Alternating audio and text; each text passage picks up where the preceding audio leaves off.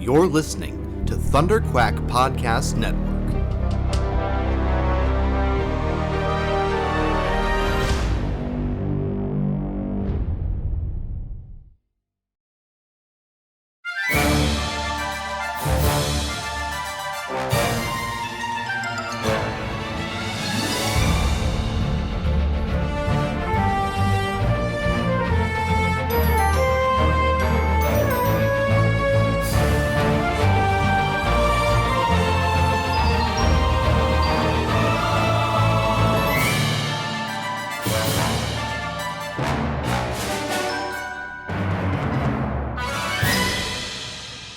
Hello there, and welcome back to Force Perspectives for the Mandalorian, Chapter 22, Guns for Hire.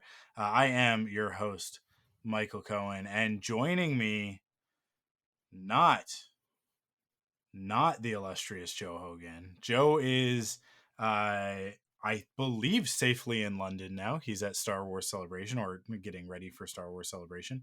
I'm sure that there'll be I don't know what time it is there right now. It's 9:30 at night here on the West Coast. So I don't know. It's like, I don't know, the middle of the night for them, I guess. But I'm sure he'll be waking up soon and heading down to the Excel Center, I think is what it's called, to set up for Artist Alley. But in his place, I bring in one of my favorite people to talk to about Star Wars. Just did an episode of Perfect 10 with him, so it's awesome that it's so long since we podcasted, and now we're podcasting together, basically twice within the span of a month, and that is Marty Aleman, from Not Another Movie Podcast. How's it going, man?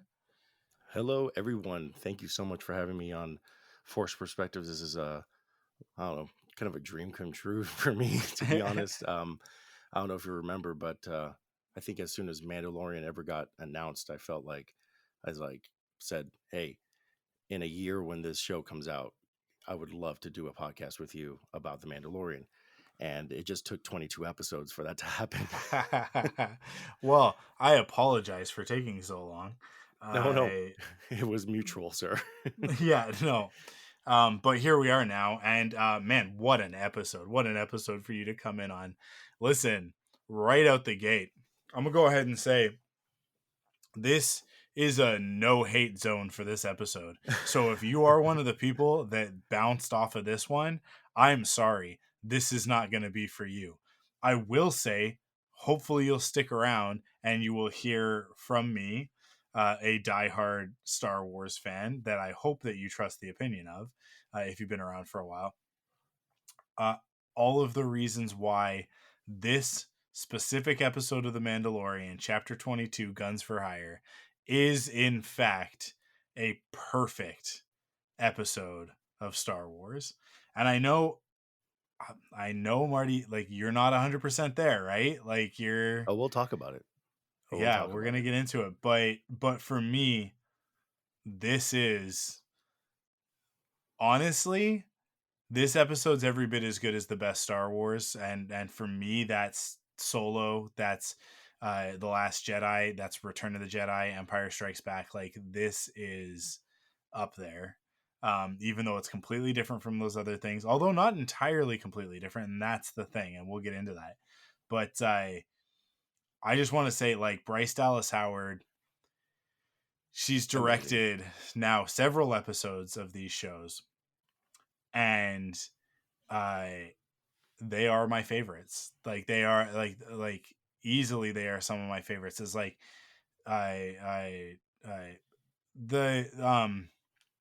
oh man, what's the episode? We got the Sanctuary, which is from Chapter 4. Yeah, so she's a Sanctuary, yeah. Right? Chapter 4, and then we have the Heiress, which was Chapter 11. 11. And then we had the Return of the Mandalorian and Book of Boba Fett. Yeah. So, I mean, like, listen, like, come on. That is some of the best stuff that we've gotten in this show for sure. And like, I would put it up there with, like, because my favorite episode is The Believer. Is that the episode? That's the The Bill title, Burr right? The episode. one with Miggs. Yep. When he comes back, right? That's my favorite episode of The Mandalorian. I love that episode so much because I love Miggs. So funny because I hated Miggs in season 1 when he first like Miggs and that whole like the prisoner. I did not like that episode Interesting. initially. And then season 2 comes along and the prisoner and Miggs comes back for the Believer, and I that performance is just like off the charts good and made me go back and watch like The Prisoner with New Eyes, and I was like, yeah, okay, like Rick Famuyiwa, he's got this figured out. But the thing about the Bryce Dallas Howard episodes is like no calibration required, just good Star Wars. Like, say what you want to say about Book of Boba Fett. I don't care because I will defend that show as well. Me too. Um,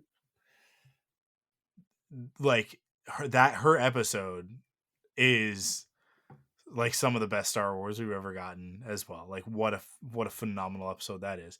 And then this one, it's just Star Wars is weird. It's dumb. It's silly. It's never stupid. I'll be really clear about that distinction.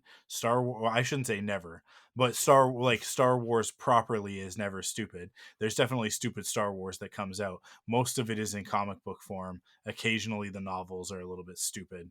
But the novels tend to be stupid when they're trying to fit square pegs into round holes. And I feel bad about it because I'm always like, this is not the fault of the authors because these authors are guns for hire. They come in and they're meant to do a job, and sometimes they come in and they elevate the material and they push it like beyond the scope of what they were asked to do, like the Last Jedi novelization, like the Revenge of the Sith novelization, that take those that are better than the movies, right? And that's saying a lot because those are two of the best Star Wars movies. Right. Like they're in the top 5. But those novelizations take those movies and like crank them to a whole nother level, and then you go back and watch those movies and you appreciate the movies even more, right? um and I oh man, what's the one, Last Shot, the Han Solo Lando Calrissian That's a fun book? novel. So good, so good. That makes you go back and like, and this is what I always say, great Star Wars, like good Star Wars is a fun adventure that sort of follows the rules of Star Wars and plays with the archetypes and the tropes and all of that stuff. Great Star Wars makes other Star Wars better, right? Mm-hmm. And so like the best novels do that. The worst novels are the ones that come in with the agenda of trying to fix broken parts of Star Wars. So what's that recent one that's like the Tross Fix It novel with Um, Luke and Lando? Maybe Shadow Shadow of of the the Sith. Sith with Yeah. Ochia Bastoon, which is it's like Yeah. With stop making Ochi, Ochia yeah. Bastoon try to happen. Yeah, Ochi of Worstoon, as I call him. I love it. I Yes, I I hate him.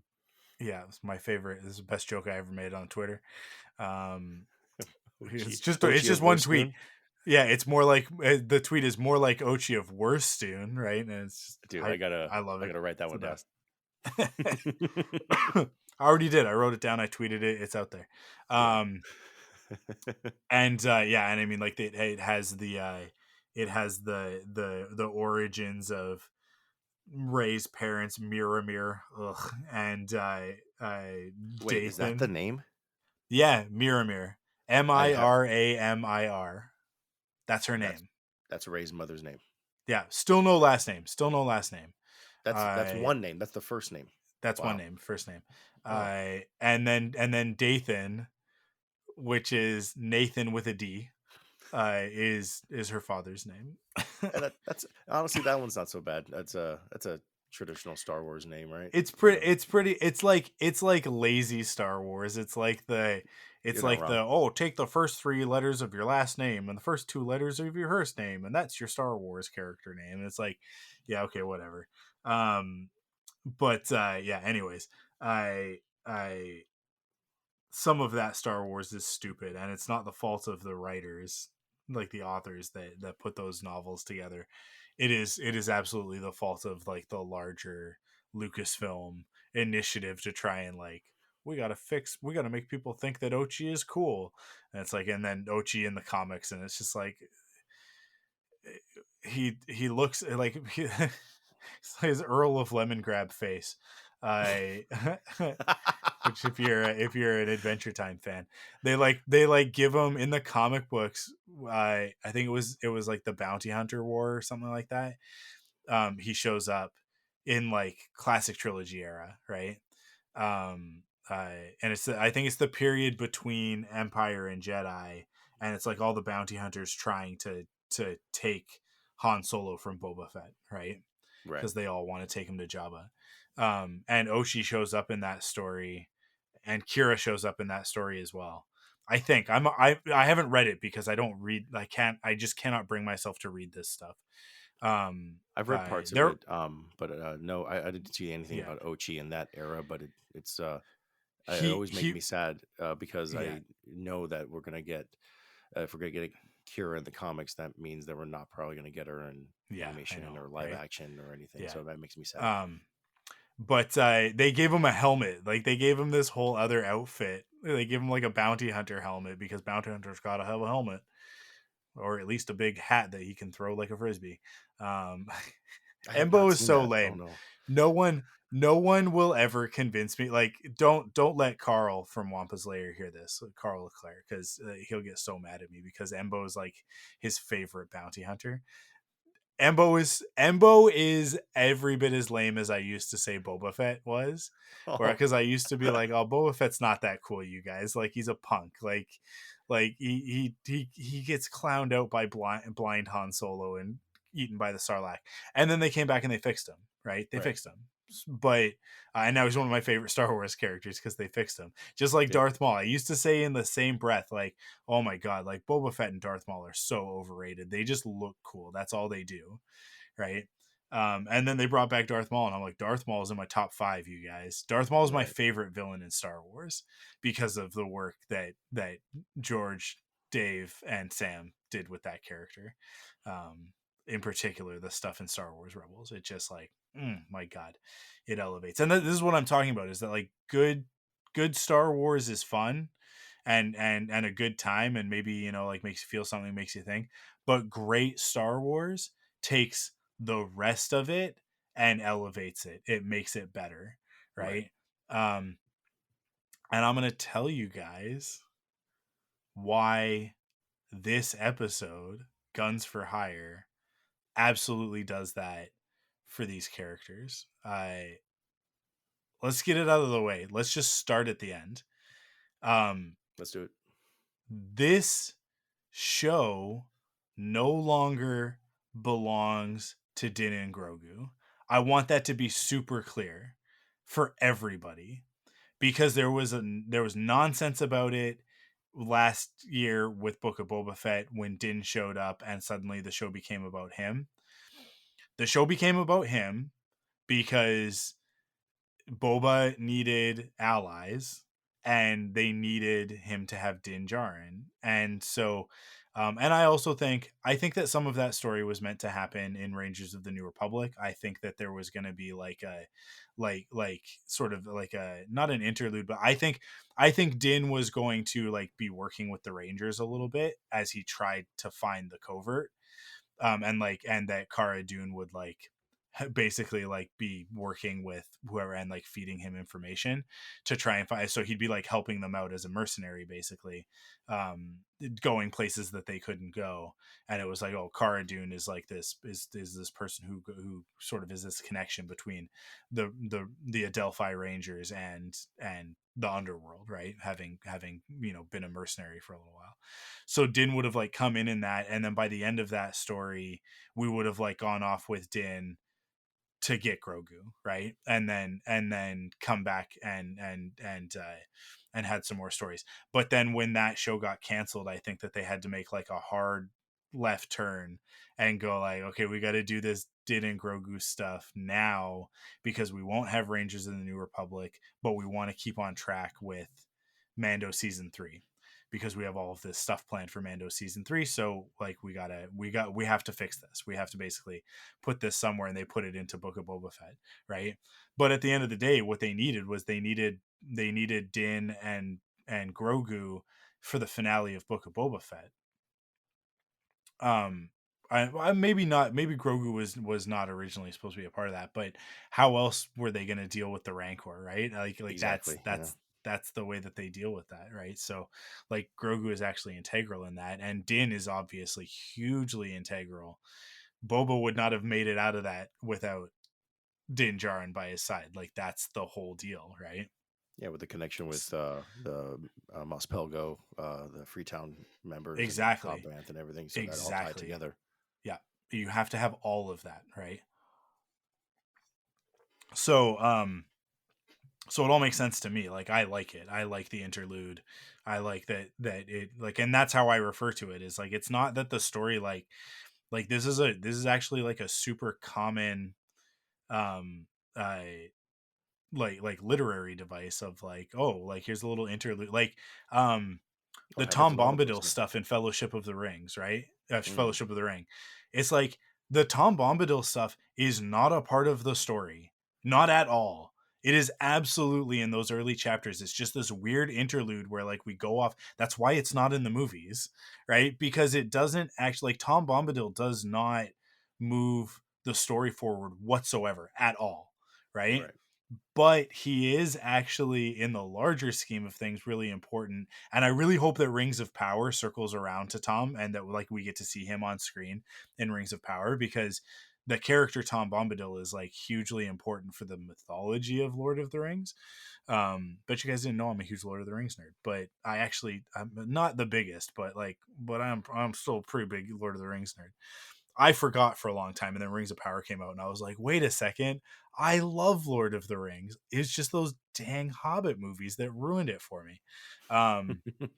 They made me think, they convinced me that I didn't like Lord of the Rings. And then also like people being like, Lord of the Rings is better than Star Wars. It's like, obviously I'm going to be defensive and bristle at that, right?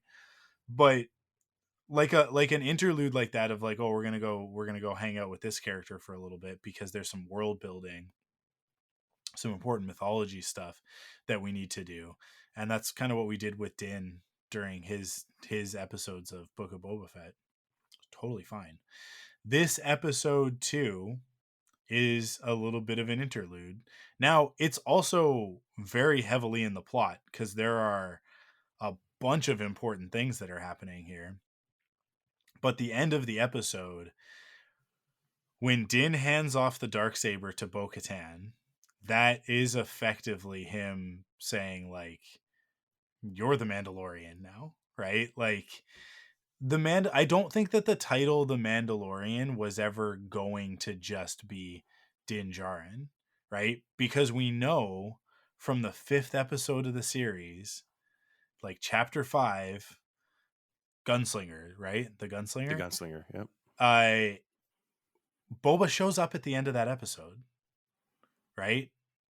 Like not at the end. No, yeah, like that's basically at the end, right? Like Fennec is dead, and we hear the spurs, Mm-hmm. and now in retrospect, it's like Boba's gear makes that sound, and they did that on purpose, and it couldn't have been more obvious. But we all, because it was a secret, and we were like, well, I don't know, could it be that obvious? We all questioned it until he showed up at the end of the Marshal, right? And then all of a sudden, it's like, oh my god, it is Boba, right? Well, yeah, it was And a then we good tease. They, it took us a year to get that oh, it's answer too. perfect. So yeah. Perfect, right? But like Boba was in the plan from day one. He had to have been. So Well, if Boba was, and Bo-Katan obviously was, shows up in season 2 so early on in the season. mm, Um, like it's very clear like that this is the plan all along, and this is what I've been talking about, is that this is a roundabout way of doing like an Arthurian tale, and the bait and switch was that Din Djarin was going to be the new leader of the Mandalorians, and we were all kind of like, I guess he'll get there eventually, but now in retrospect, it's like it was never him. It was never gonna be him. That's Right. what the whole thing with the Darksaber was always about. He defeated Gideon, but he didn't defeat Gideon with a sword. He did it with the staff, right? He did it with the spear. Mm-hmm. And that's not an Arthur thing. I think Percival is the one who uses a spear, right? Like that's like he recovered the Darksaber, and it was always going to end up back with Bo-Katan. And when she picked that Darksaber up in chapter 2 or chapter 19, Mm-hmm. 19 of this Um. season, 18, Yeah. 19, I can't remember, but 18. like the Maybe. second episode of the Yeah. season, second Yes. episode of season 3, and made incredibly short work of that crab Grievous guy, right? Crab Like Grievous guy. Yeah. we don't have a name for him, but like the monster, right? The In Dianoga like under the eyeball mine. Grievous man. Yeah.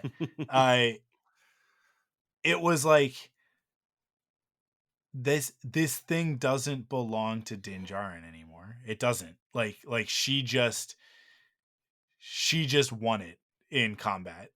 And so for him to, at the end of the episode, they're all like, "Oh, well, you're not, you don't have the Darksaber, he does. Fight him for it." And he's like, "Unnecessary. I know this woman. She's a total badass, and she saved my stupid idiot head brain from I like getting the juice sucked out of it, you know, And like drowning. and she like, I lost the Darksaber. It was taken from me by a superior foe, and Mm-hmm. then she defeated that foe. Therefore, and she did it with the Darksaber. Therefore, this belongs to her. It's always belonged to her, right? And this has always been the thing. And when she saw the Mythosaur in the second episode, like at the end of that episode, like, this is what that meant. That's what that meant. Now, like the signs are clear, and it's so funny because like last 2 weeks ago, we're going like, what's up with the armorer, right? And then last week we're like, I don't know, like, is she like, does she have like a scheme? Is this a plan? No, she's like a prophet, right? The proper word for it is she's an ascetic, right? So she's devoted to their way, and she's like a spiritual leader. She is not like the for Mandalorians, it's like a warrior king, right? Warrior Mm-hmm. king or queen, Right. that leads them because they're a warrior uh, tradition, right? So they have a warrior ruler that's like their political leader. But the armorer, because the armor is so important to their spirituality, is their spiritual leader, and so that's what she is. And with that comes like foresight, right? Not literal like precognition foresight, but just like, she's able to see what others aren't, and that's why she is the armorer. And so now it's like that stuff that was going on last week of like, she's telling Bo to take her helmet off, and like, what's going on? Like, what's her angle? There is no angle. Like, I'm convinced now there is no angle. There never was. We were projecting something onto that character because we thought that like something was going to happen. And I've been saying all season that I thought that we were heading towards a confrontation with the armorer, right? I don't think that that's the case now. Like, I think now, like when next week when they come back with Bo-Katan wielding the Darksaber, which Din never did. Din never wielded the Darksaber. He only ever used it against opponents he could defeat without it. Yeah. Right? He never used it for power or anything. Like, hey, listen to Yeah, me. He never did that ever. he was never in control of the Darksaber, right? The Darksaber controlled him. And we know from Star Wars Rebels that that's exactly how it works. And the more like, and he was fighting against it. And so the more he fought against it, the heavier it got, because it's not meant for him. That role was never meant for him. He is not meant to be the leader of Mandalore. He is not the Mandalore. He is the right hand, right? Like so I love it because the end of this episode, he's like, because they're like bad talking Mando, and she's like, listen up, this guy is a Mandalorian, probably more Mandalorian than anybody else standing in front of me. Like she just like goes to bat for him in a way that a couple of weeks ago I don't think that, like, I didn't think that we could have seen that. But she's turned her like the two of them, like it's a thing, you Are we know? talking about it now? Because I'm ready to talk about that too. Yeah, it is a thing, and I have very very strong reasons that I'll point to when we go back to like the beginning of this episode.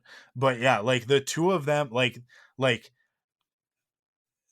usually the saying is "and baby makes three," right? But it was single dad Din and baby Grogu, and now they have their matriarch now, right? Like Bo-Katan is mother, and Din is father, and Grogu is baby, and that's what it is, and everybody needs to accept it, and we need to like move on from other stuff and realize that this is just the world. And it's tough because I really want Din Djarin and Cobb Vanth to smooch, but like I just want two pretty boys in Star Wars to kiss, and then for that to like just give heart attacks to all of the whiny fanboys, and they just all drop dead. They just all drop dead from it because they can't handle how adorable and gay Star Wars can be, and we'll Suddenly, get many there. voices suddenly cried out in terror, and then was suddenly silenced by two men Bingo. kissing. Yeah, like two men kissing. We'll get there eventually. It'll happen. Like there will be two boys, and they'll be very pretty, and they'll put their lips together, and then a bunch of very very fragile, egoed. Where I'm going to use my quote fingers here, men, um, are going to get really really upset and go make YouTube videos about how their childhoods are ruined. And that's great. I think that's fantastic. I want it to happen because I just want them to leave. Just want them to be done. I want Star Wars to cross a line where those people just leave and don't Right. come back. But that's not my only reason. I also just think that I think that Pedro Pascal and Timothy Oliphant have just incredible chemistry, and I'm like, I would like to see it. That's all. Um, but like, and people have their head canons, and they can have that, and we can still have fan fiction with Din Cobb and Din Luke and all of that stuff. Whatever you want, ship whatever you want, ship whoever you want. It doesn't matter what the canon story is. It's all for fun. Hey guys, it's fake and in space. Relax about it. All right.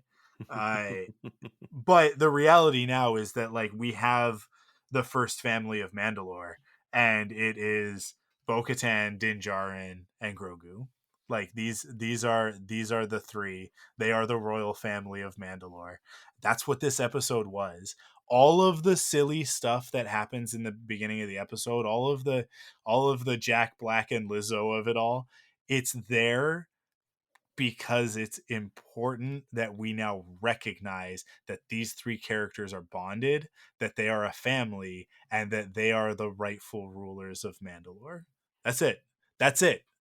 And I'm not going to hear anything else about it. I don't care to hear arguments against this case because Bryce Dallas Howard is an incredible storyteller, and her storytelling could not be more clear. It is explicit as far as I'm concerned.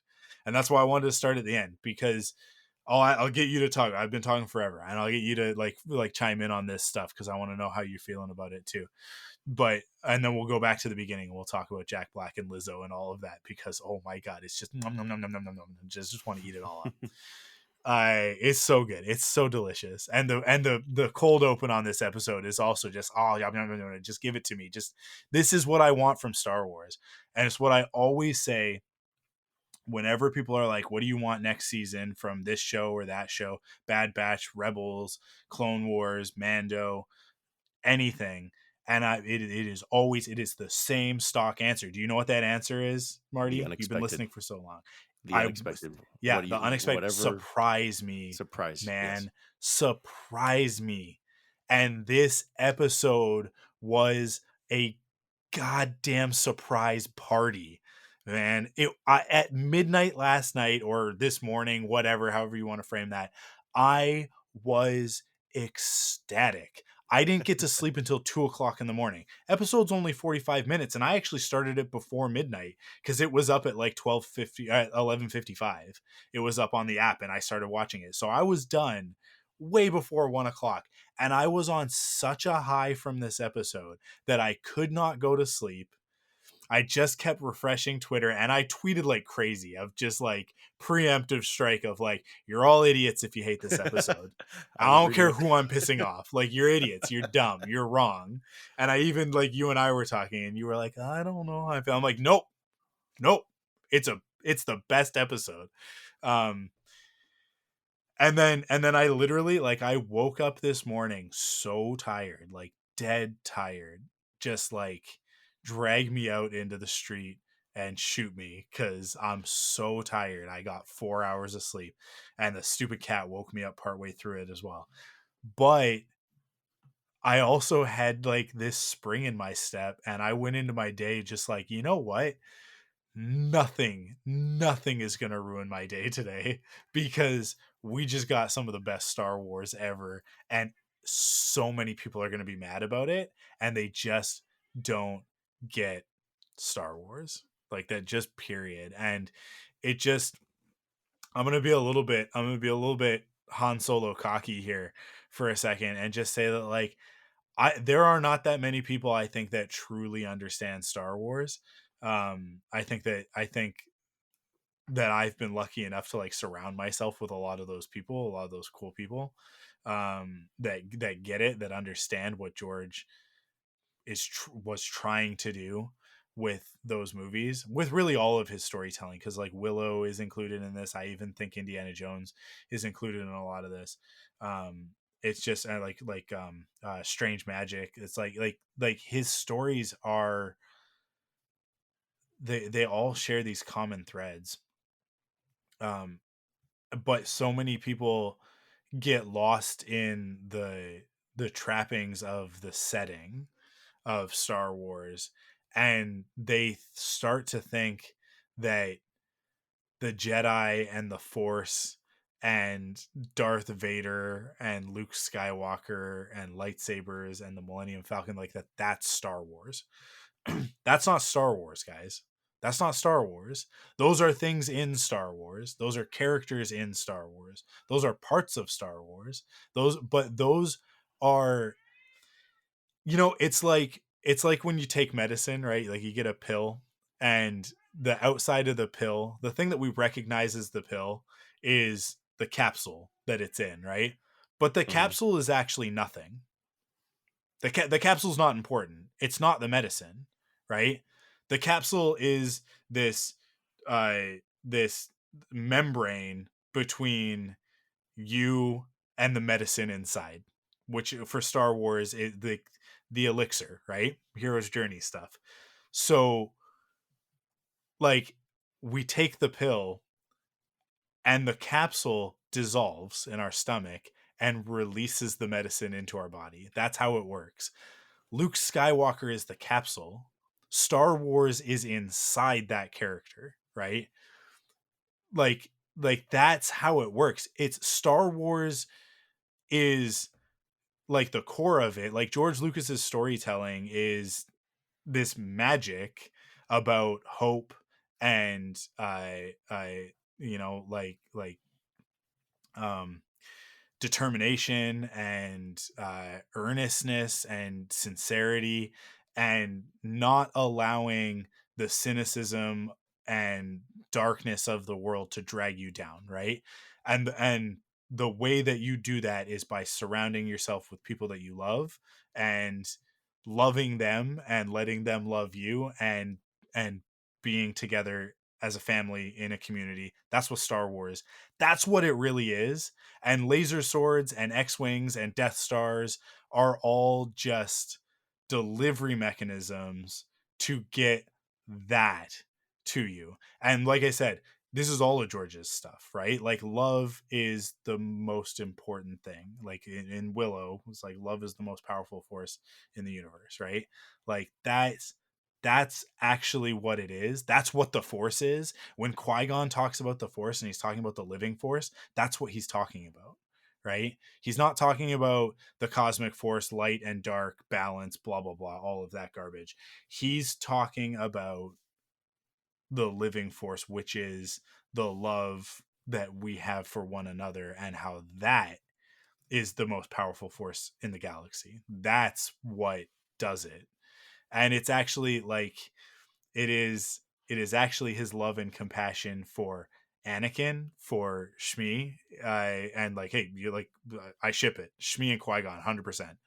But even just not even in the erotic form of love, the Eros form of love, but it just like a platonic love for those around him. He sees this kid, and this kid is giving and generous and kind, and immediately is like, hey, there's a storm coming, come to my house, you'll never make it back to your ship in time, come, we'll give you food. And it's like, this kid's a slave, he's got nothing, and he's opening his house to these strangers because he's just good, right? This little kid is pure love. And And crushing hard yeah. on Padme. Oh, and crushing hard. And Qui-Gon recognizes this and goes like, there's something special about this kid. There's something special here. This flower that blooms in the desert, what's going on? And he follows the living force to that house and uncovers the truth of the situation, which is that he's the chosen one, right? Like, that's like, it's at the core of everything that Star Wars. It's at the core of everything it's at the core of Indiana Jones, right? Mm-hmm. Like, Yep. what is the thing that motivates Indy in that first movie in Raiders of the Lost Ark? It's not fortune and glory. It's not the Ark. It's Marion, Marion. right? It's his family. It's love. That's what motivates him, and he forsakes the fortune and glory for that. And then in the second movie, which is technically a prequel, but the after the fact prequel, what's the thing that saves him from damnation when he's been cursed? Short round. This kid who is his adopted son, right? And it's love. Like, that's what saves him. And then in the third movie, he gives up the Grail, Let it go. the most amazing treasure ever, eternal life, to save his dad, right? Yep. And his dad in turn says to, like, Indiana, you gotta let it go, right? Like, this is what Star Wars is about. And people, I think, like, completely miss that because they think that Star Wars is about laser swords and, Beskar armor whiz bam and boom, yeah, pew pew. like, and I love that stuff, right? We all love that stuff. We all do, yeah. That's the thing, is that we love that stuff so much. And it is what makes Star Wars special. But really, at the end of the day, the reason why Star Wars resonates is because George took these mythic archetypes and these tropes and these literary devices, and he cobbled together bits and pieces from every story that he loved, and he made his own story in order to express that. I don't think that he knew that when he was starting. I really don't think that he fully understood that when he made A New Hope. I think that he was just creating something that he wanted to see, right? Which is where you should start. That's always where you should start with art. It's like, because if you want to see it, then there's chance that somebody else out there wants to see it too, right?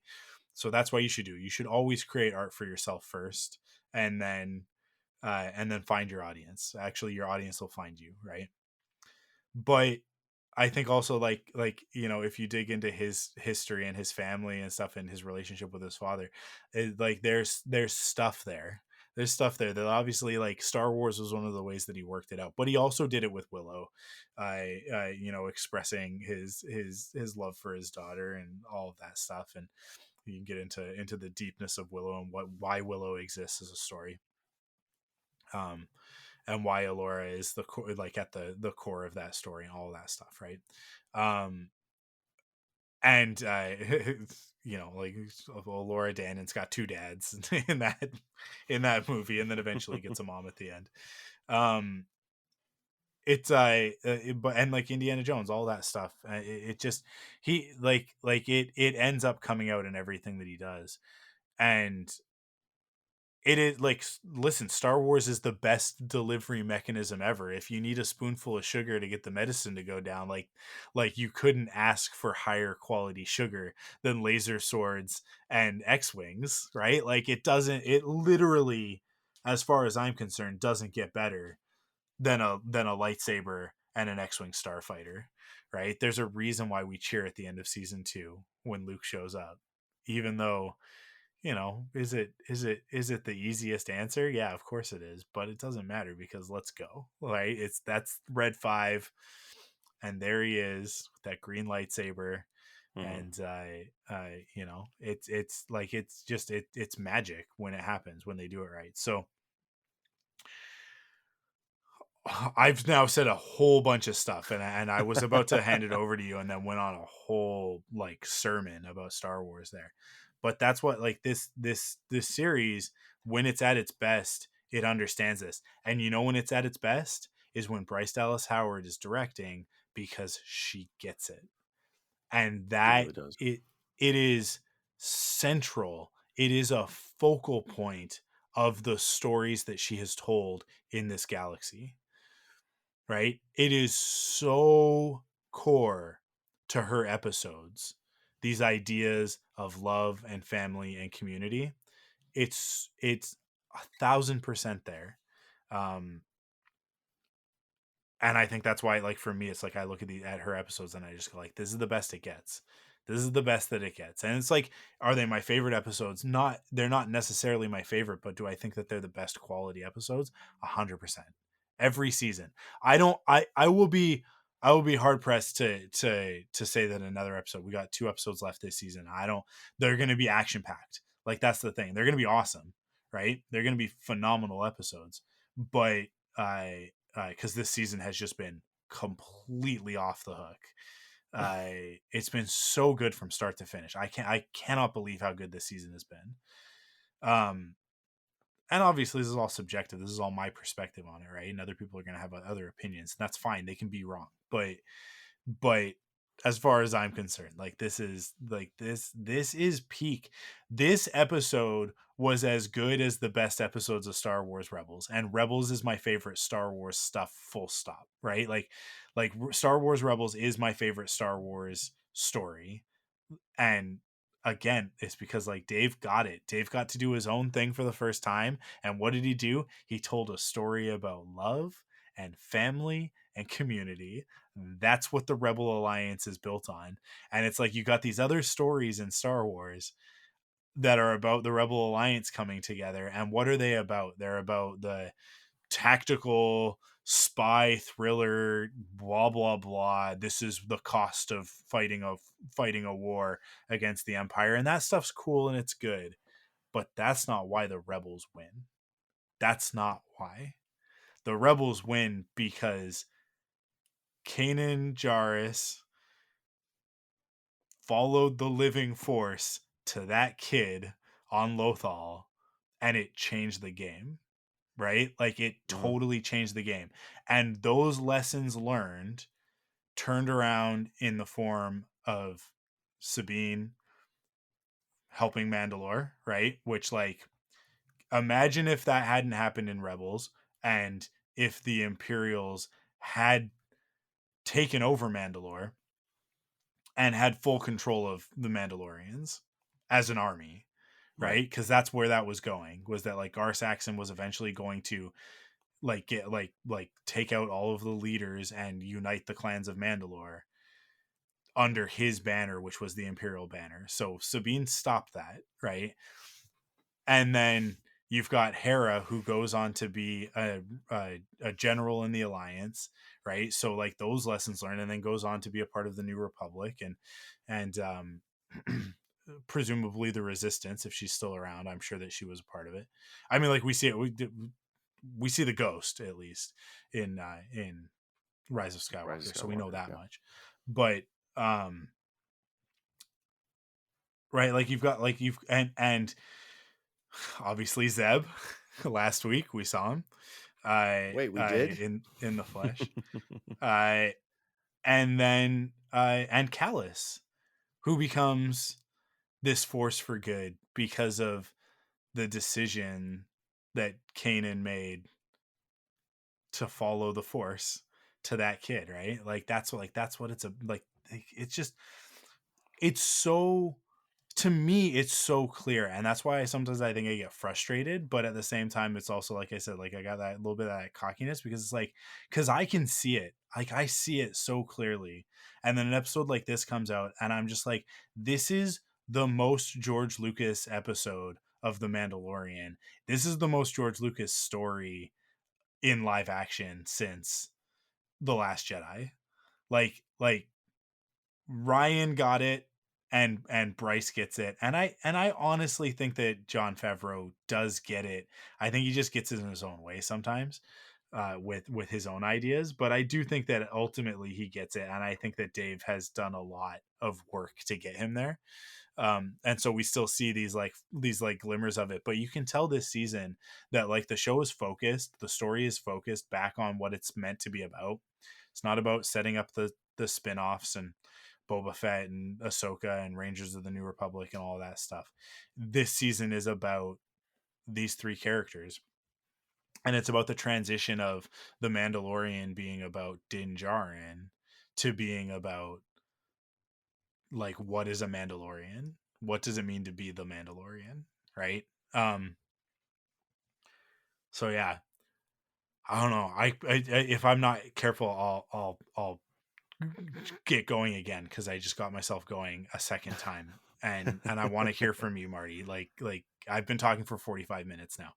I'm gonna take a Nice. break and have a That's cool. drink, and I want to hear from you specifically about the end of the episode, specifically about the Bo-Katan stuff, the fight with Axe Woves, and Din handing off the dark saber. So go ahead, talk. Tell me how you feel. Well, I want to first applaud you because I've been listening to you for years, and it was just interesting because like I felt like I was just listening to another episode just now. But every once in a while I'm like, yeah, huh? Oh wait, I'm mic'd right now. But no, it was, and you made so many fantastic points, and I agree with you with Bryce Dallas Howard and her direction over these episodes. You're right. The themes, the common themes in every single one of her episodes. Maybe a little bit less in the Book of Boba Fett episode, but definitely in the 3 episodes of The Mandalorian has been love. There is in the Sanctuary. There's that. There's Omira, the mother of the village, basically. There's and then in season 2 we have the heiress, and there's that's a little bit more action packed, and definitely more introducing Bo-Katan and into the live action world.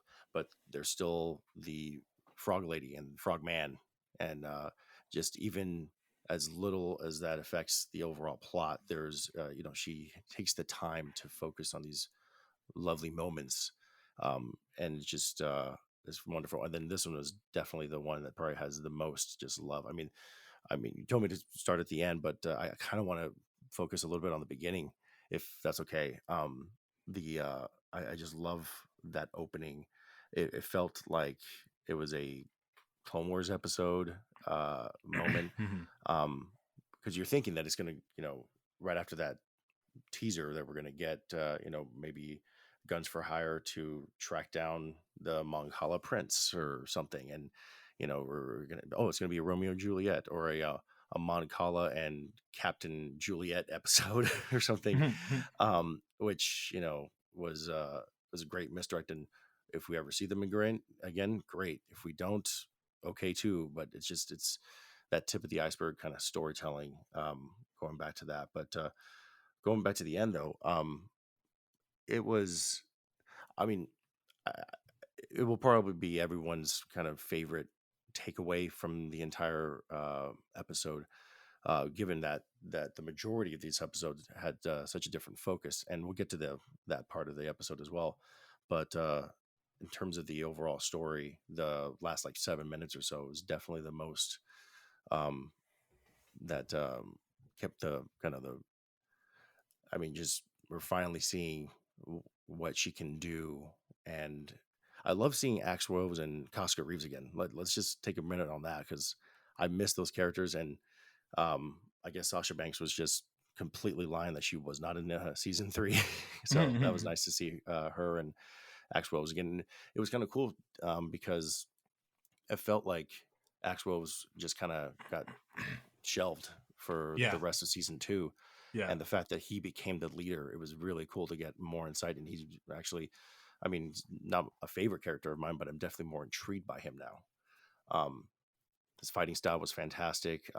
Overall, the fight sequence alone was beautifully directed, beautifully choreographed. And of course, the moments where Bo actually is able to, like you said, make Din Djarin, give him an actual, like, almost a title for these Mandalorians that are just kind of just hanging out aimlessly, being mercs.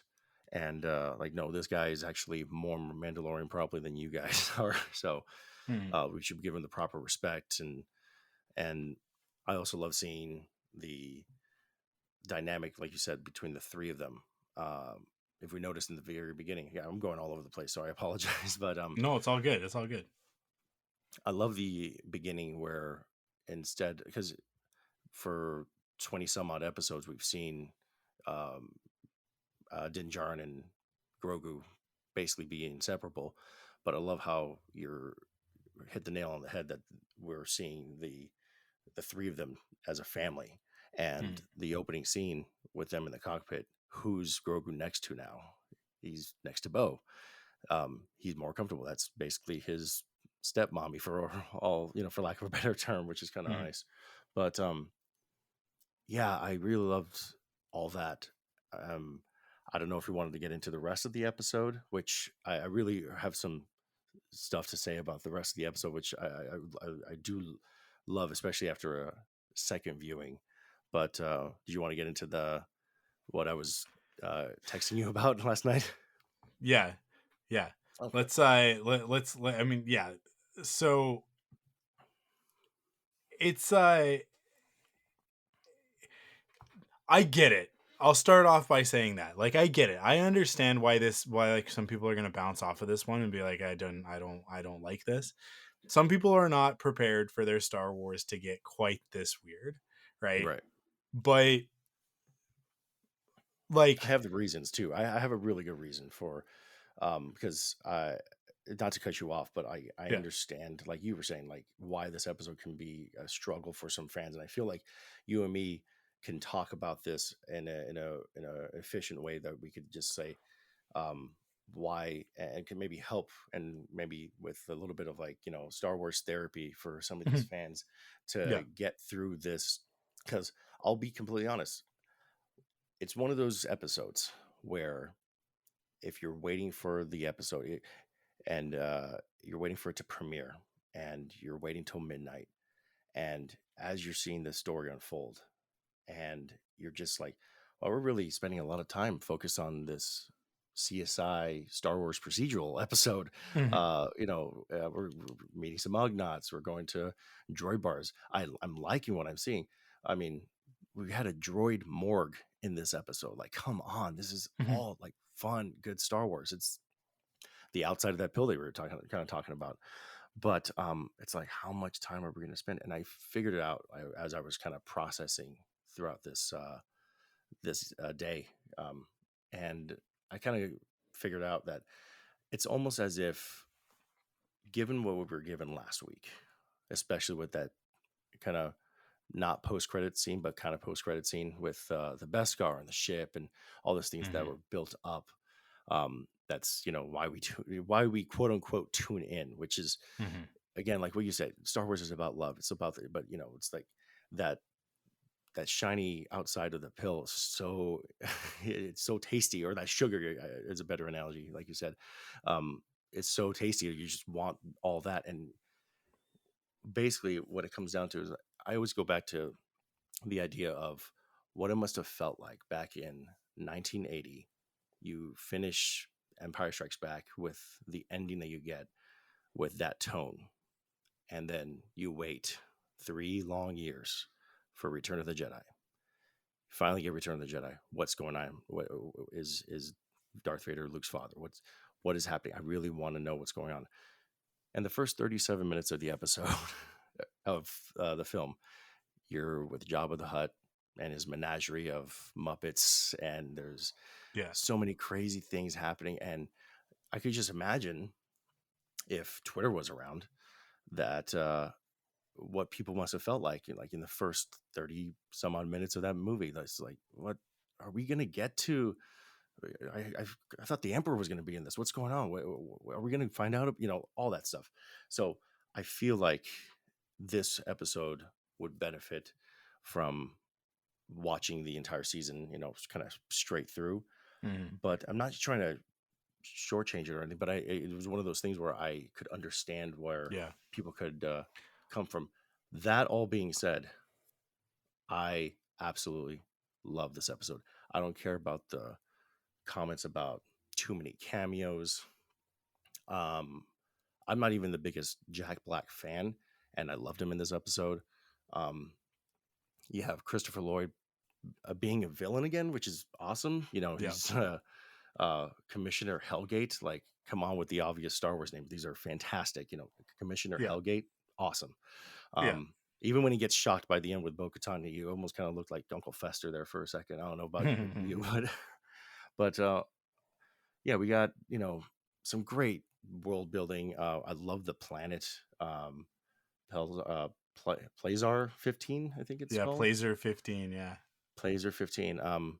We get an Ugnaughts. We're getting Din, honoring Quill, and having the respect. Going back to, again, what you have said so many times, and I'm going to say it, is every place that Din and Grogu go to, when they leave it better. And then you add the fact that you get some beautiful just Easter eggs visually. You got a chase through the Neon City, which reminds me of Blade Runner. I'm little side note, I'm so proud of my wife for this, because she got this before I did. The droids that come out, the police droids, after the super battle droid gets shot, the sirens are ripped directly off of Minority Report. Are they? Police. And she's like, I've heard that before. Minority Report. I'm like, I love you. That's awesome. It was just a proud husband moment. But I'm sure David Collins is somewhere sitting right now going like, yes, dude, because I'm sure I tweeted him. I tried to be like, hey, did you do that? Come on, tell me. Still waiting for a response. He said that he did tweet yesterday of like, there's a bunch of audio Easter eggs in this episode. Like, this one is full, like chock full of stuff. So if you say that, like if you say that it's the siren from Minority Report, I believe it. I believe it 100%. Oh, it's 100%. Like so my wife said that.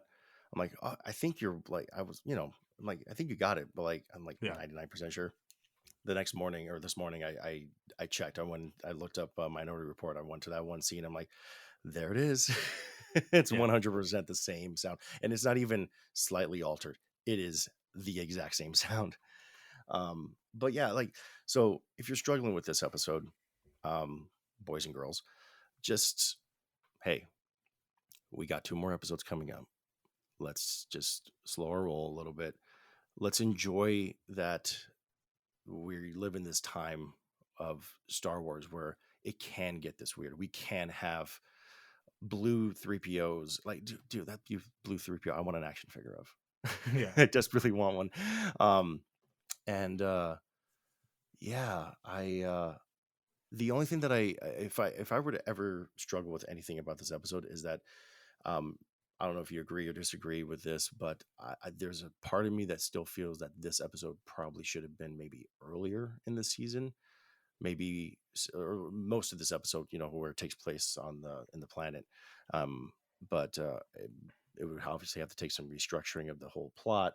But just seeing maybe between when her castle gets destroyed and they go to see the covert. I don't know. I'm not the writer. This is a lot No, of Monday these morning quarterbacking, but like yeah, that's like the only thing that kind of rubbed up where it's like usually in the final like 3 episodes, you usually start to see even in the prisoner episode, you start to see that the stories start focusing a little bit more near the end, and yeah. especially with the nuggets that we got in the previous episode, you would think it's going to go this way, and but hey, just like you said, the best thing about Star Wars are the surprises. So like, why not we just lean into Yeah. that and It, kumbaya? there's a couple of things here. First of all, like from a storytelling perspective, it's actually really important before we go into a tumultuous ending, which it will be. Like I guarantee the next 2 episodes are going to be there's going to be some dramatic stuff that happens. Hmm. I don't know what it's going to be. I am completely in the dark at this point of like well, I don't know. Um we do need a break before that happens. You need to have that moment of like just respite of going to quiet fun place and just having like an adventure that these two can handle. Like it's not this isn't anything because it's going to do two things. So it's going to bump up our confidence in our heroes going into the third act of the season. True. And so we're gonna have this false sense of security. So when they drop the hammer, it's gonna hit real hard because we're like, well, Din and Bo are like the best combo. So whatever breaks them apart in this next episode, or at least by the end of the season, it's gonna feel rough. It's gonna feel real bad now that we're here.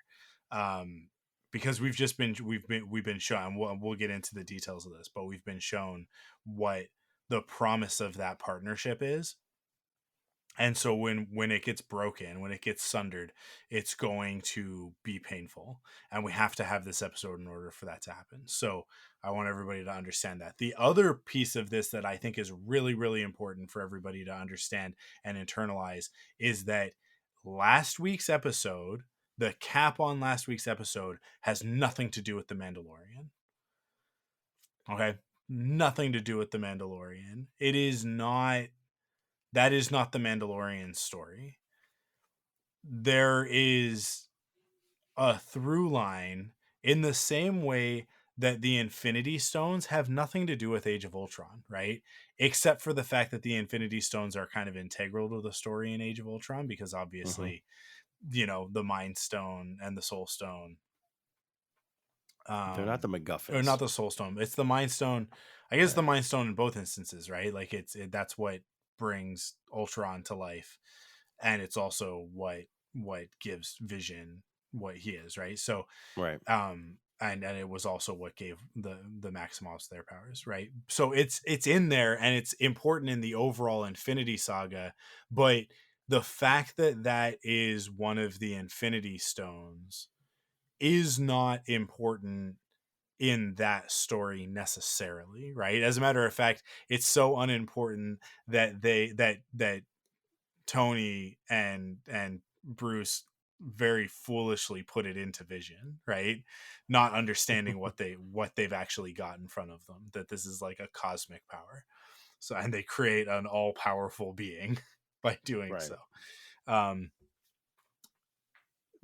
but like it's not like that's not actually what that story is about. That story is about Ultron. It's about the Avengers unchecked power, and it's what leads to civil war, and like it's that story is actually along a different path. And then the Infinity Saga stuff, like the Thanos stuff, is a parallel path that's happening at the same time. So that's the way that everybody needs to look at this, is that the Gideon stuff is a parallel path to what's going on with Din and Bo and Mandalore, right? And Grogu. And then Ahsoka is also another parallel path that is not the same path. It's all going to intersect eventually. They're not. The thing is that they're parallel, but they're not linear. So like these parallel paths are traveling along the time stream next to each other, but they are winding across one another constantly, right?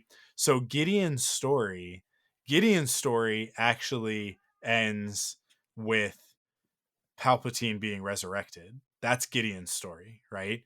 And so there's these pieces that keep crossing over into Din's story that have to do with cloning and secrets only the Sith knew, right? Like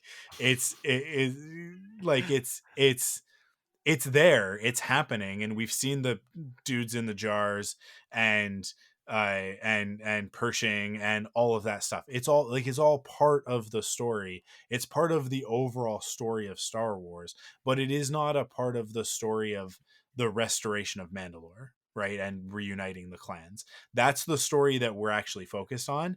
And this story this week is actually integral to that story. And I promise we're gonna get there.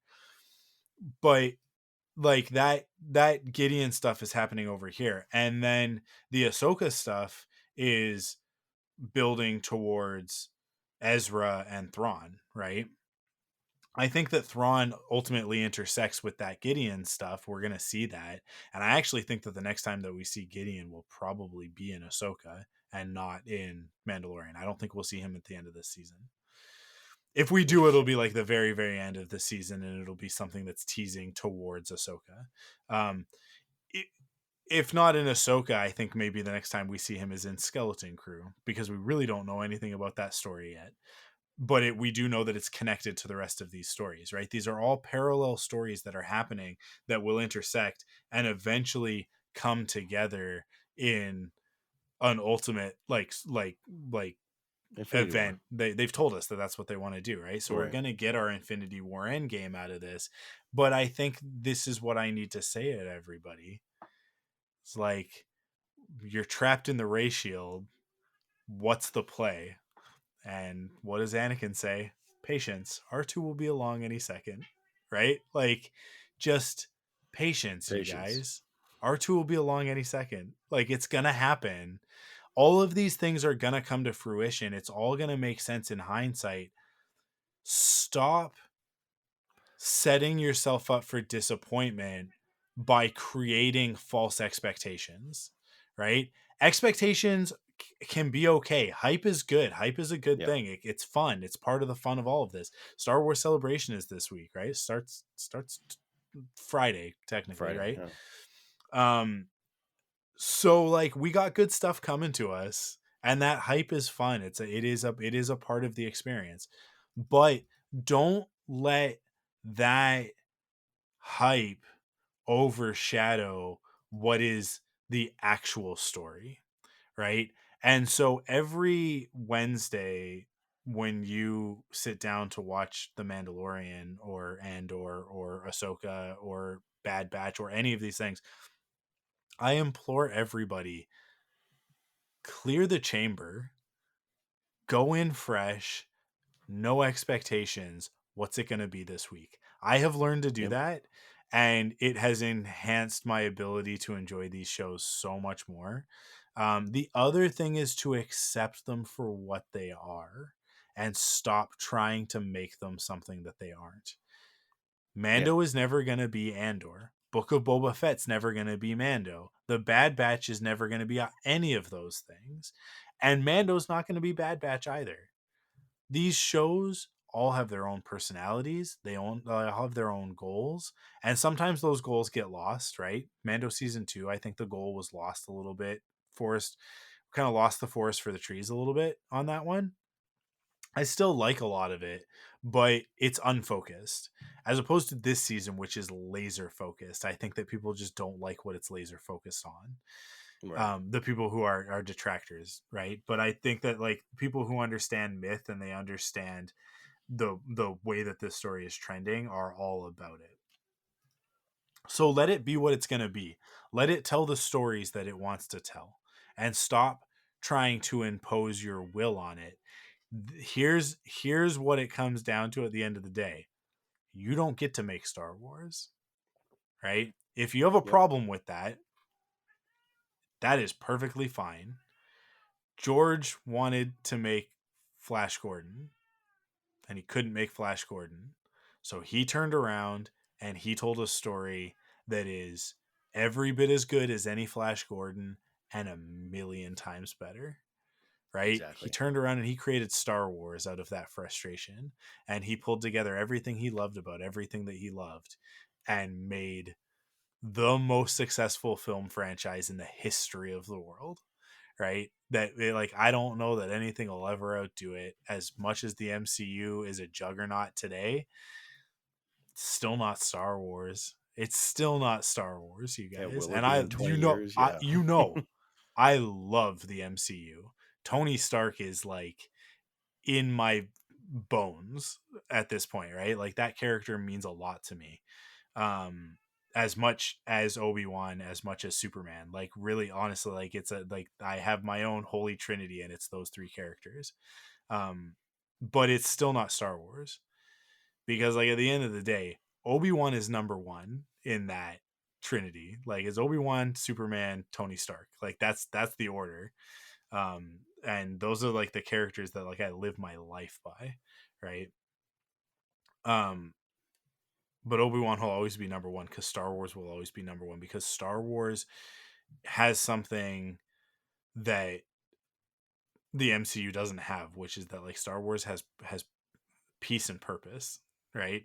And it Yeah. loses it every once in a while, because it's flawed, and human beings are flawed, and that's the way it's going to be. And sometimes it's going to lose that peace and purpose, and get bogged down in the politics of fan reactions, and, what do we need to do Reality. to set up this. Yeah, it's just like, it's a business, because it's a business, it's corrupted, and it's going to get corrupted. But ultimately, Star Wars has a reason to exist. It has, and you just need to get refocused on it every once in a while. This season definitely has. um Yeah. When it comes to just going back to what you were saying about yeah. throw everything out the window when it comes to just try to enjoy for what it is.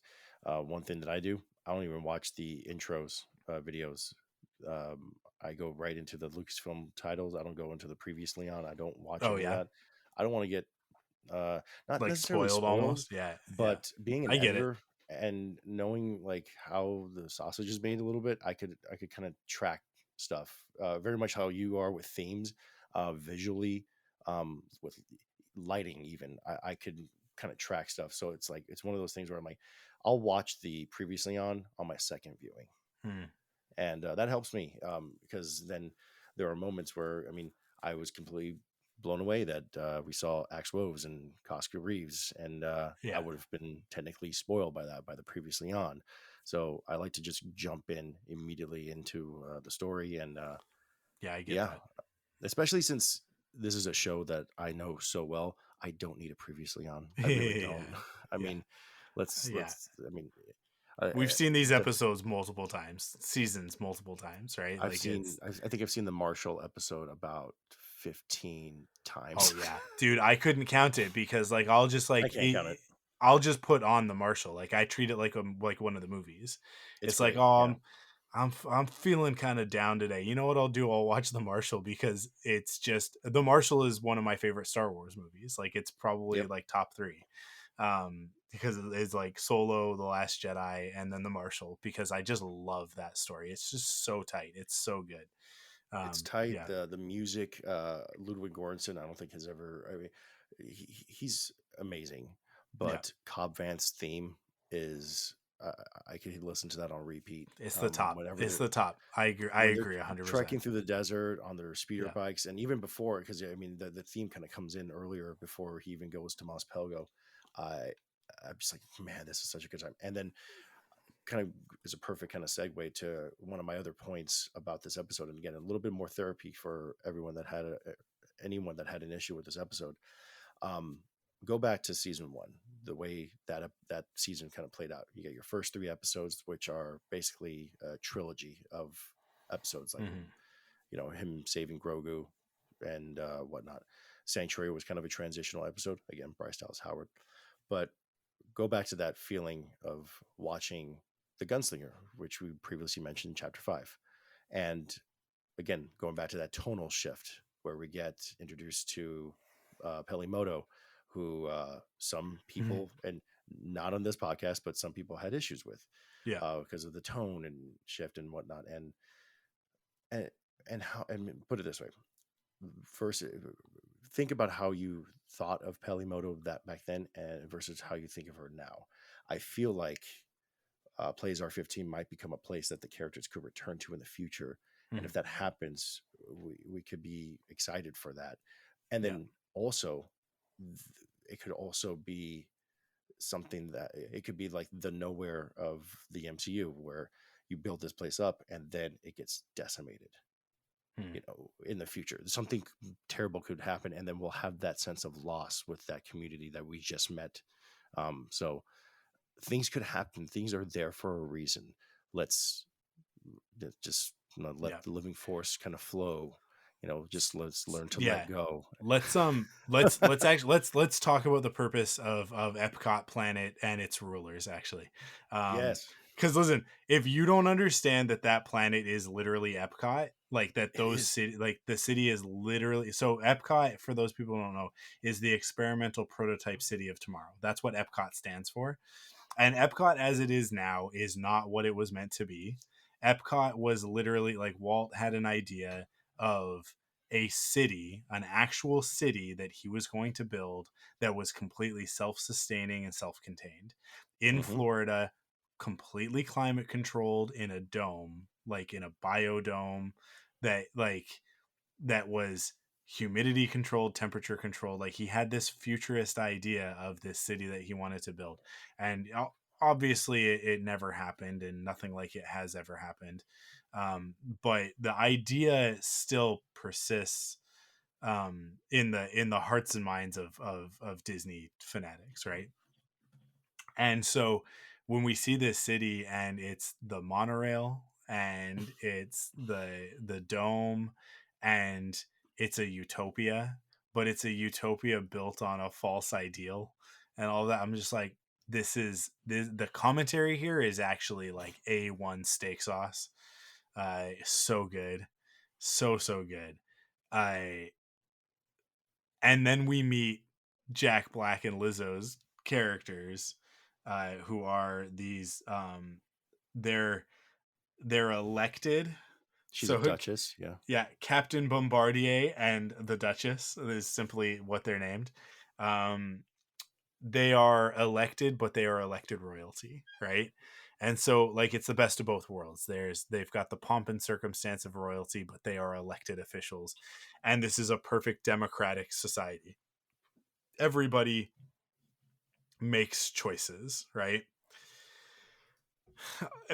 Stepping back just really quickly to the cold open and this Romeo and Juliet story of the Quarren and the Moncal.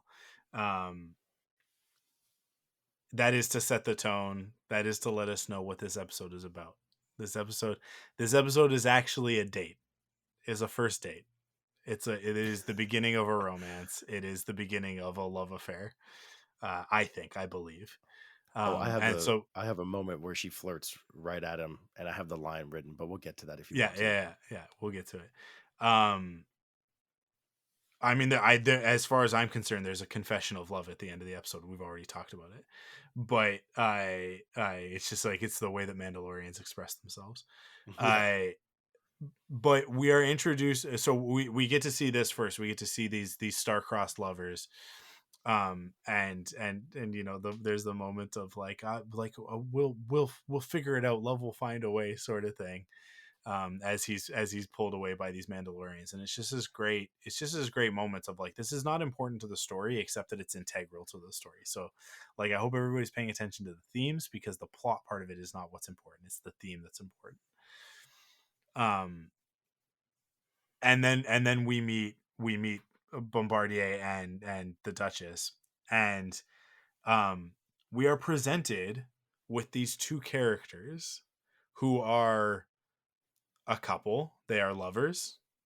They are husband and wife. And they rule over these people, but they rule in a just and democratic way, right? They've created a perfect society, except for the fact that the droids are going crazy, and causing all sorts of havoc. So we gotta fix this. Which real fast, I love how the havoc, by the way, for the first couple were like, dropping boxes and missing the garbage.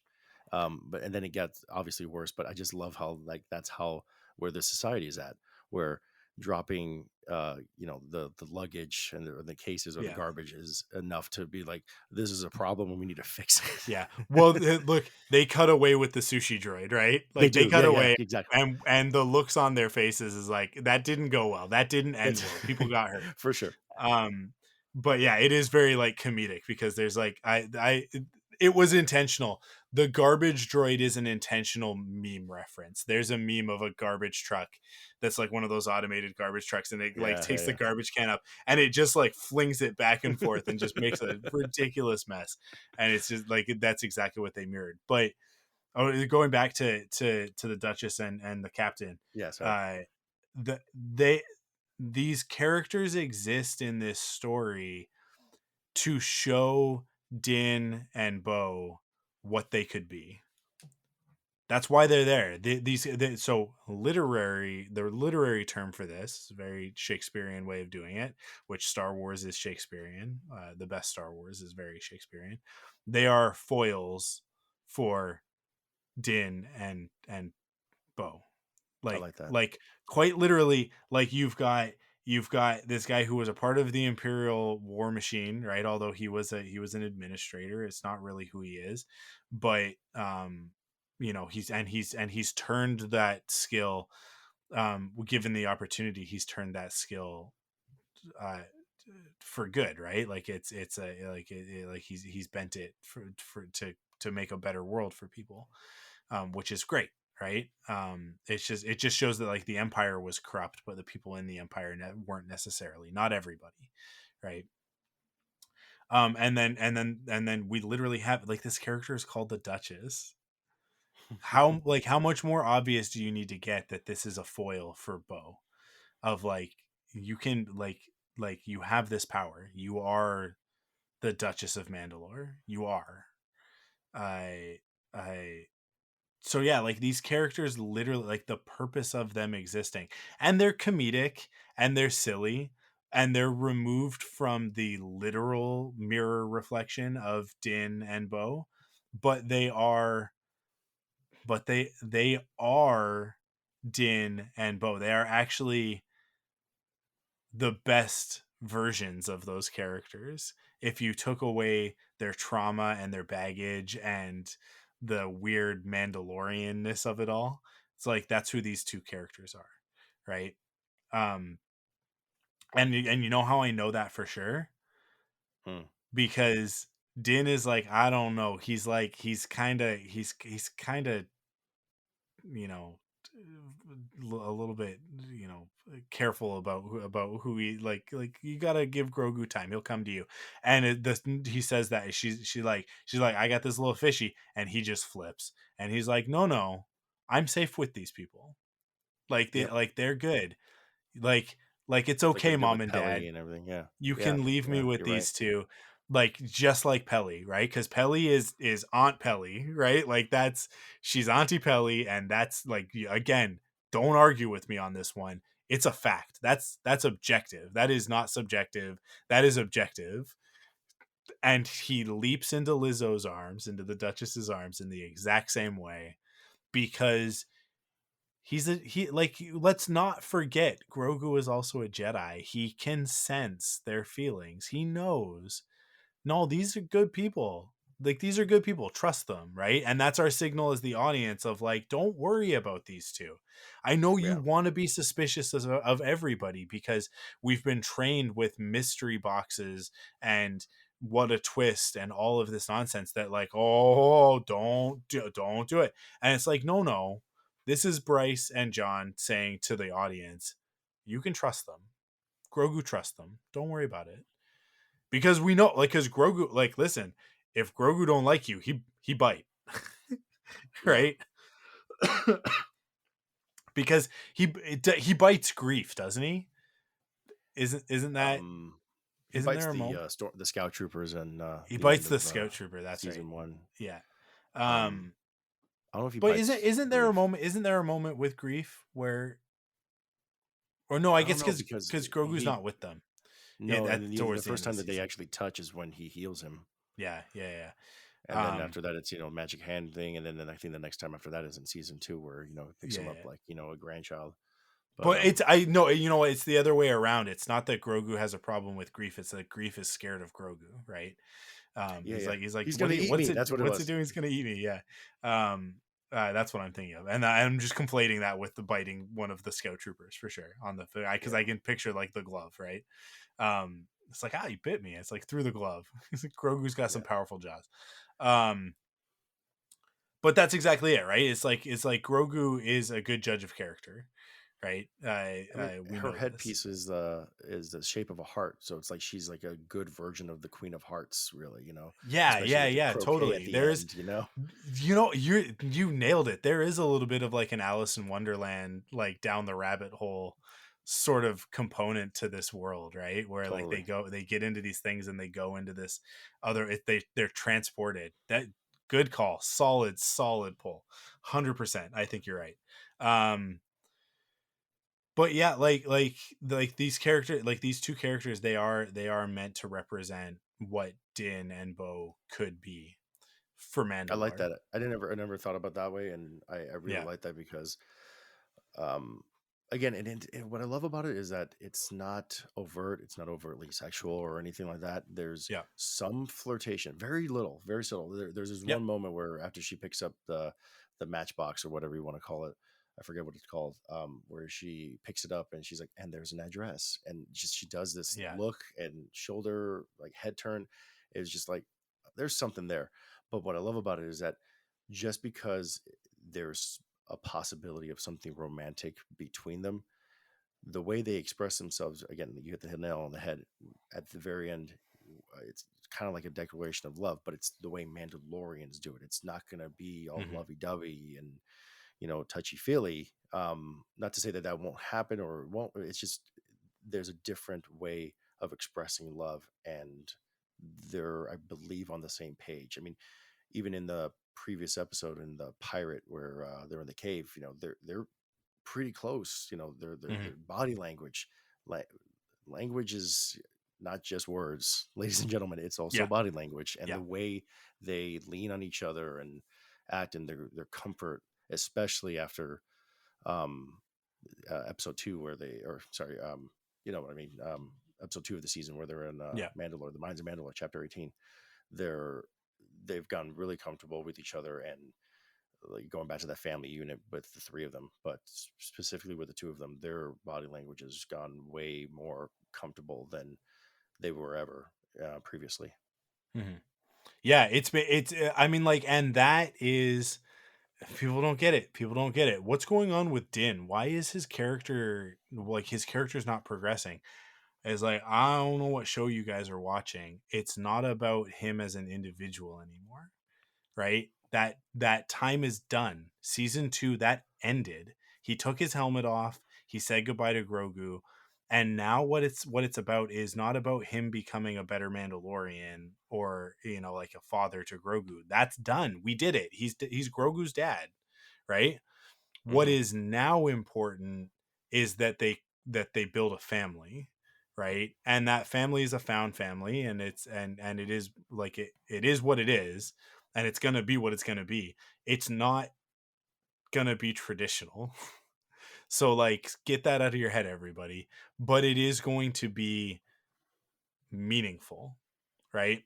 And Right. so these two characters coming together in the way that they have, really around Grogu, like with him as the glue that's holding it together. I don't know. I just think that there's something special going on here. That's the arc of the season so far. That's what the season's been about. And their union as characters is representative of all of Mandalore coming back together, because he is of one path and she's of another path. And if they can reconcile that, then they can all reconcile that.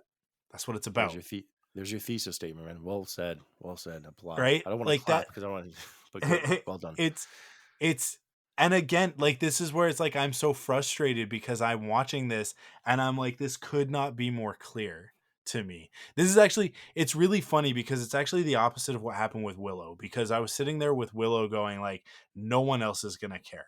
no one else is going to love this. This is going to be for me and me alone. We're going to get one season and I'm going to be by myself.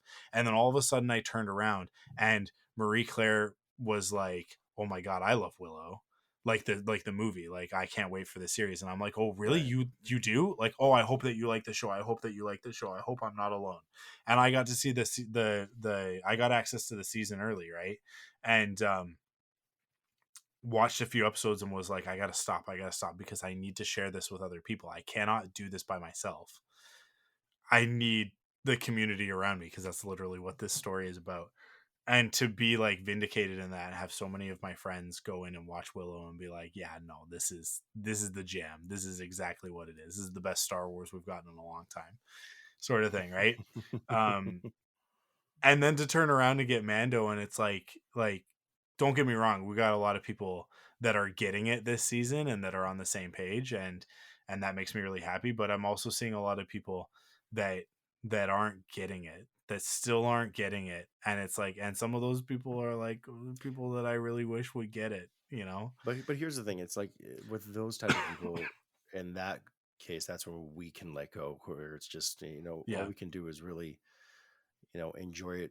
And if we hear some not so nice things on Twitter or whatnot, it's just like, well, that's their opinion. We can only guide them so far. I work with some guys that they like Star Wars, but they like the pew pew pew. And yeah. when the convert episode happened, it was like, what was that episode about? I'm like, did you not watch it? Like, yeah, but nothing really happened. I'm like, wait, what? So Yeah, I have to have these conversations. And again, we haven't talked about Willow or anything, but yeah. I feel the same way.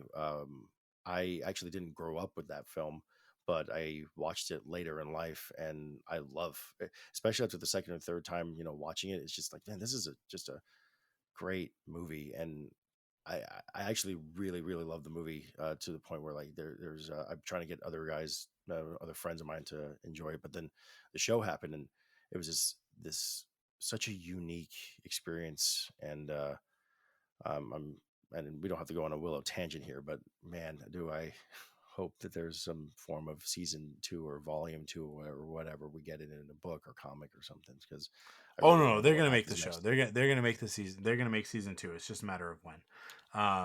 Don't worry about it. Don't worry about it. Patience. Again, patience. Patience is Patience. so It's always important. about patience. It's so important.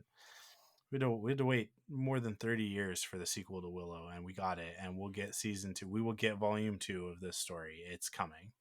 Mhm. It's just scheduling. Uh, yeah, that's really, I think that's really what it comes down to right now. So don't I do say to everybody, do not worry about Willow season 2. I know the last time that we talked about Willow in a major way on the podcast, we were in that place of like, oh, I hope that we get it, and then we got the false cancellation notice, and then John Kasdan came back out and it was like, no, Love no, no, that. no, no, no, no. The show has not been canceled. It is on a hiatus. We released the actors so that they can go do other stuff while we get our ducks in a row, That was right? such a But he's great message from him. I love yeah, that. yeah, and yeah, it's like, no, Lucasfilm wants to do this, Disney wants to do this, but it's like we're not gonna do it. Really, what it comes down to with that is they're not gonna do it until they can do it right, and it's gonna be bigger and it's gonna be crazier and better than the first season, which is exactly what you want to hear. And he's written it all, and it's like it's there, right? So they'll get to it when they get to it. It'll be worth the wait. So don't worry about it. One more But thing, yeah, real fast. it, There yeah, was one thing I wanted to mention earlier when you were mentioning the patience notion, where going back to the last episode, those nuggets that may eventually go yeah, into a Mandalorian, Star Wars, Infinity War type of thing. Um, go back to this in chapter 17 with the Purgles. We that has not come up again because it's not meant for this show. It's not meant for this story, but it's planting seeds for something more. It was something I wanted to say earlier, but yeah, I yeah. never want to interrupt you. No, no, it's all good. I mean, like the Purgles to me are so clear. I mean, like that's the connection to Ezra, right? It's a direct connection to Ezra, and it to me, I said this on the podcast at the time. That is that is a great example of the living force communicating with Grogu, because I think that there was a little bit of a thing of like, is Grogu really in the right place? Did he make the right choice? And for the audience, that was Grogu communing with the force, which is why Din is asleep in that moment, right? Yeah. Because that is the force telling Grogu, giving him this window into something special, into a special moment, to confirm to him, you're in the right place, you're where you belong, right? Yeah, going And down the again, right path. it's such a great thing to bring up right now, because it is a confirmation of what this season is about, which is about like the coming together of this family, right? And I think like this is the thing. Ultimately, I think like Boba is part of that family, Fennec is part of that family, right? Like when we will see Hmm. that Cobb is part of that family. Grief is obviously, Grief is grandpa. Like that's the thing, is that like Grief is part of Din and Grogu's family. Um Auntie Pelly. and yeah, and like them having a home on oh my god, Navarro. Navarro. Like that's, it's important for that reason. It's not important because it's Navarro, it's important because it's Grief, right? Like Grief is family and family is home. Like that's what that is.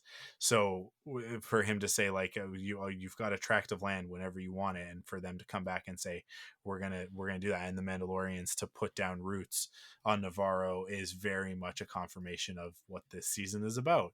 um and so people want to act like this episode, again, like there are some fun trappings, and we get into the second act of this episode is the CSI, is a 3-act CSI episode inside an episode. It's like a nesting doll, right? Because it's like, what's this episode about? This episode is about Bo going and getting the night owls and bringing them into the fold, right? That's what this episode's about.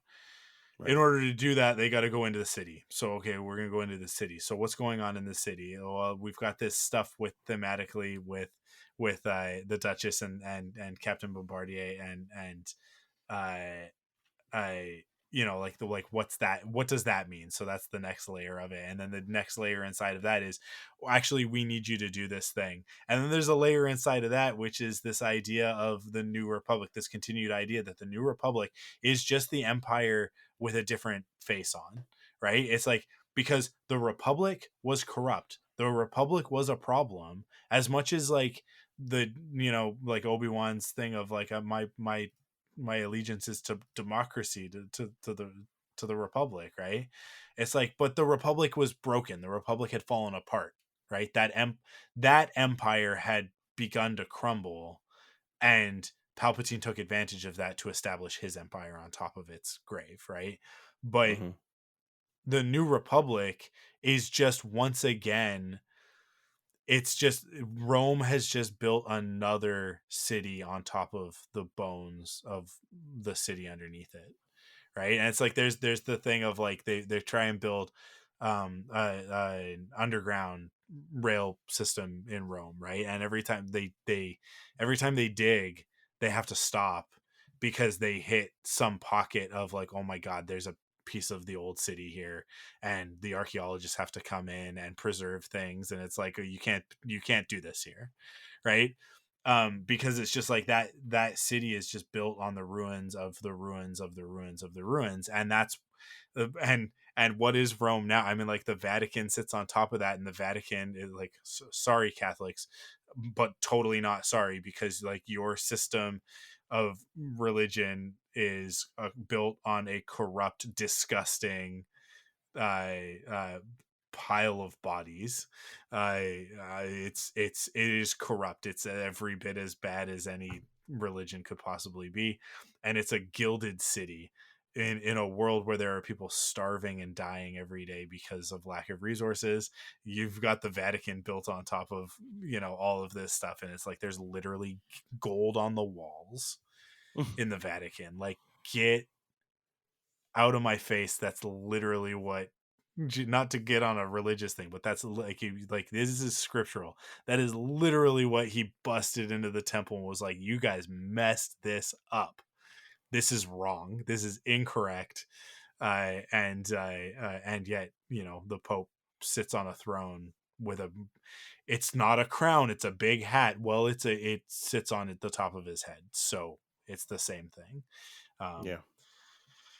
Anyways, not to get off on a whole other tangent, but Well, not to but go on the any different. analogy there is Yeah. like the Republic is built on that. No different than like the current Western world is built. Like we have civilizations that are built on the backs of genocide, right? Like that's like that is the foundation. And it's not just America. It's not just America, right? It's all of the colonial countries are the foundation of those countries of the civilization that we live in is genocide. It is taking land away from the indigenous culture, destroying that culture, and subjugating it when you can't destroy it, right? Yeah. And that's the world that we live in. So like that is the Republic. That's the old Republic. It's the Empire, and it's the new Republic. It has not changed, and that theme is there in Christopher Lloyd's character. Hellgate's not wrong, right? Nope. I said this on over on Rebel Cells when we were talking about Tales of the Jedi. We're at an hour and 40, and I don't even feel like we're close to done. I love this. This is a fantastic episode.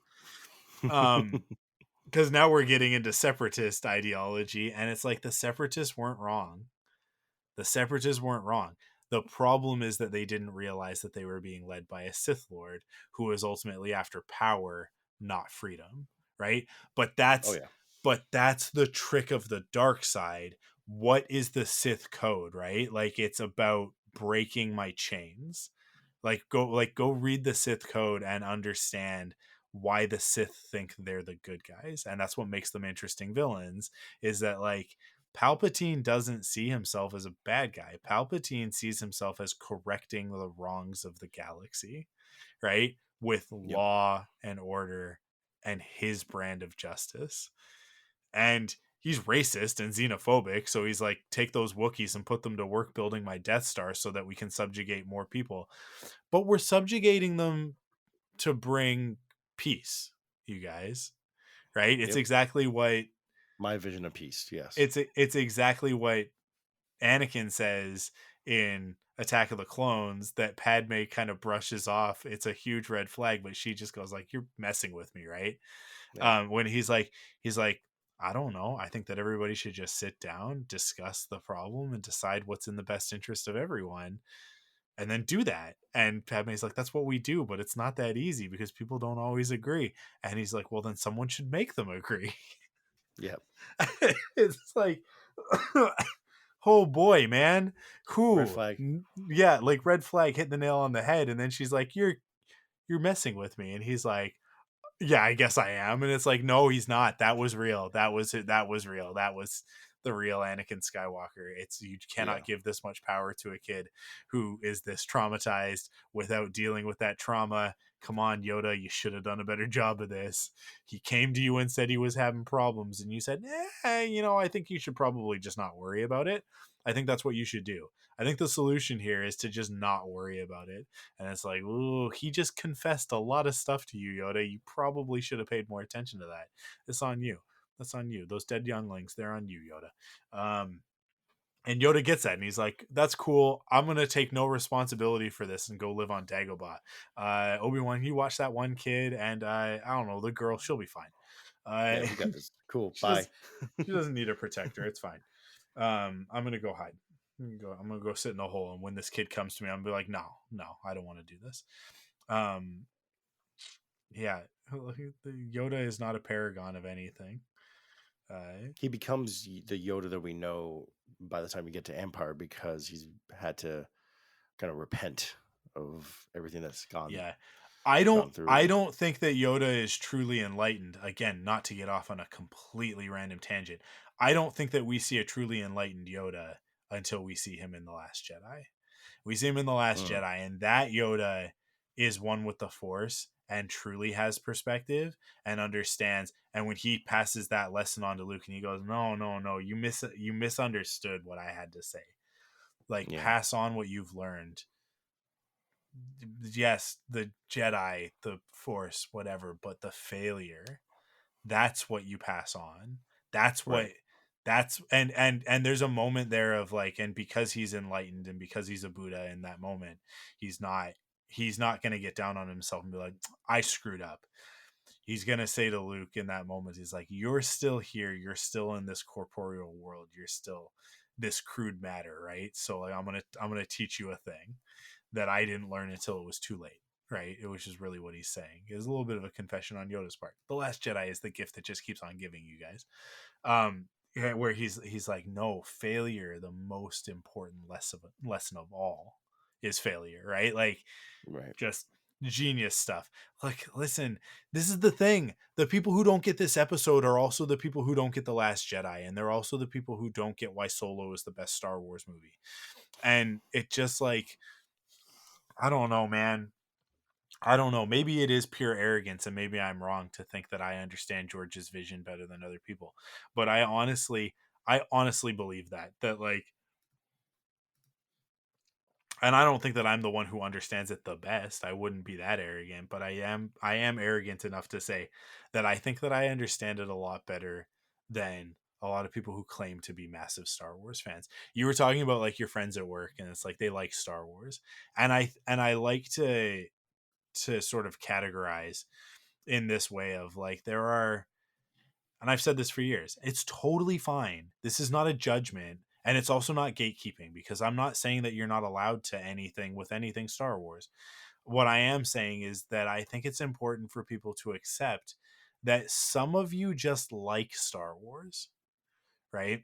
Like, it's just a thing that you like.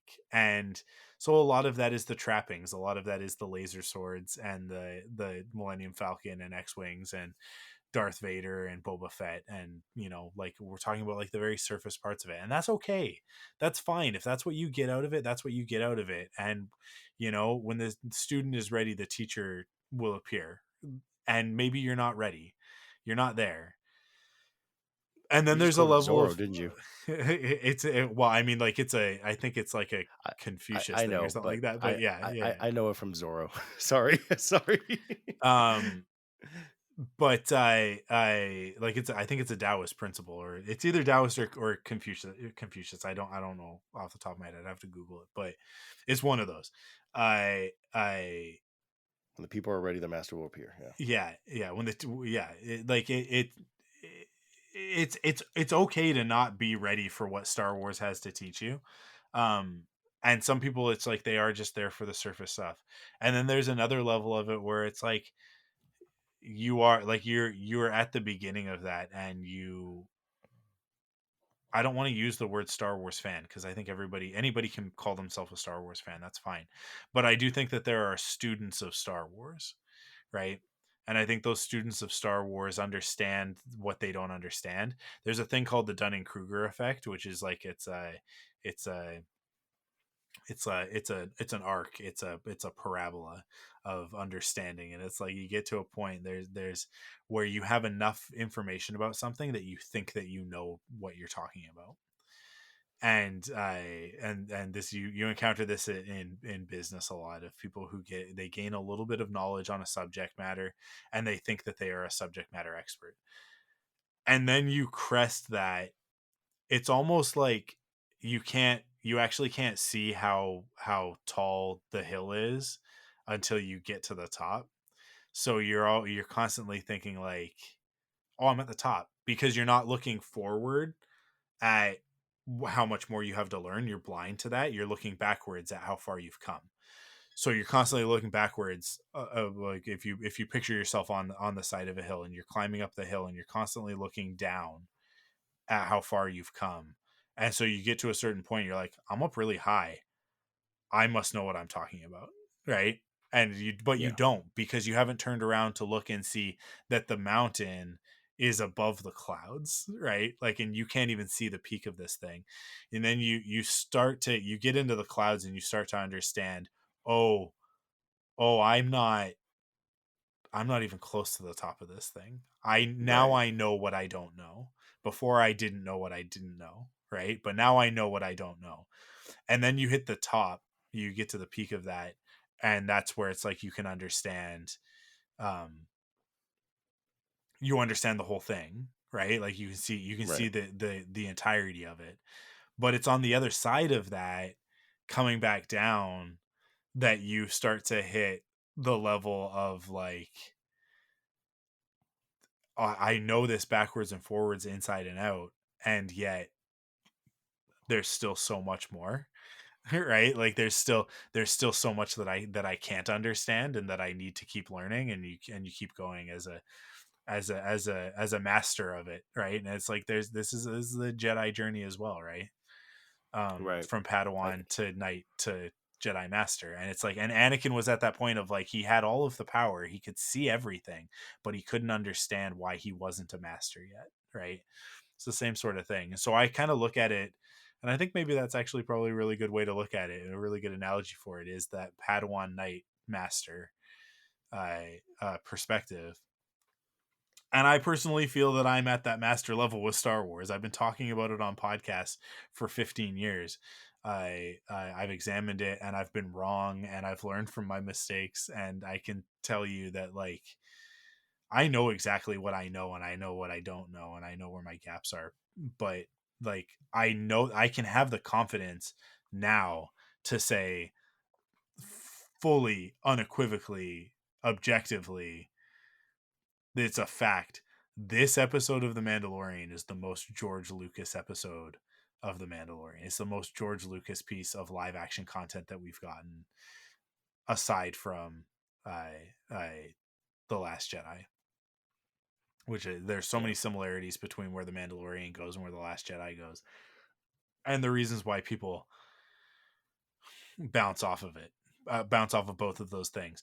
And it's like, to me, like, here's what it comes down to: the most George Lucas part of The Last Jedi is not Rey and Kylo, it's not Luke, it's not Leia, it's not Poe, I it's could not venture a Finn. guess. Yeah, go ahead. Which character in The Last Jedi is the most George Lucas character? Rose. It's Rose, and it's the moment The when Canto she's Bite looking scene. out in Canto Bite, and she Yep. says, like like Finn is like, I don't get it. Like, this place is beautiful. What's your problem? And she's like, look Yep. closer, and see it through the eyes of the people at the bottom of the pile. And he does. And she says, I just want to put my fist through this whole beautiful town, right? Like, she just like, Yep. and it's understated, and like, Kelly Marie Tran does not get enough credit for this. And it's a thing that so many of my friends are like, oh, I hate those scenes, it's so on the nose. And it's like, yeah, it is, because we cannot seem to figure this one out. We cannot seem to learn this lesson, that the things, so many of the things that we create and the things that make us comfortable are built on the backs of other people's oppression and subjugation. That's what it is, Well, right? it's not about that. They want to ignore that. Yeah, exactly. That's the reality of it. That's why they don't want to focus on it. Anytime I've ever had any or conversations in the past with people of opposing views or whatnot, whether it's about politics or religion, Yeah, it's whenever it gets to the point of, well, this, I don't like how this story played out because it was too political. yeah. No, you just didn't like it because it disagreed with your views. It forced That's you to what it comes confront down to. something in yourself that you know is wrong. You know it's And wrong. you know it's wrong, Yeah, and you're scared. You're going back to fear, the yeah. dark side. It's all the Uh, same. It's all part of this. let me take this to a really crazy place for a second, but it's the thing that I've been thinking about a lot, especially like, it was, so a couple days ago it was the Trans Day of Visibility, right? Like, so Right. I meaning, like, like take a moment, recognize trans people exist, they deserve to be happy, they deserve everything that everybody else deserves, because trans rights are human rights, right? Like, all of that stuff. And I just, whenever I think about this stuff, and I think about what's going on in the United States right now, and it's going on to a certain degree here, and in the UK and in a lot of places with transphobia, it's it's male fragility, right?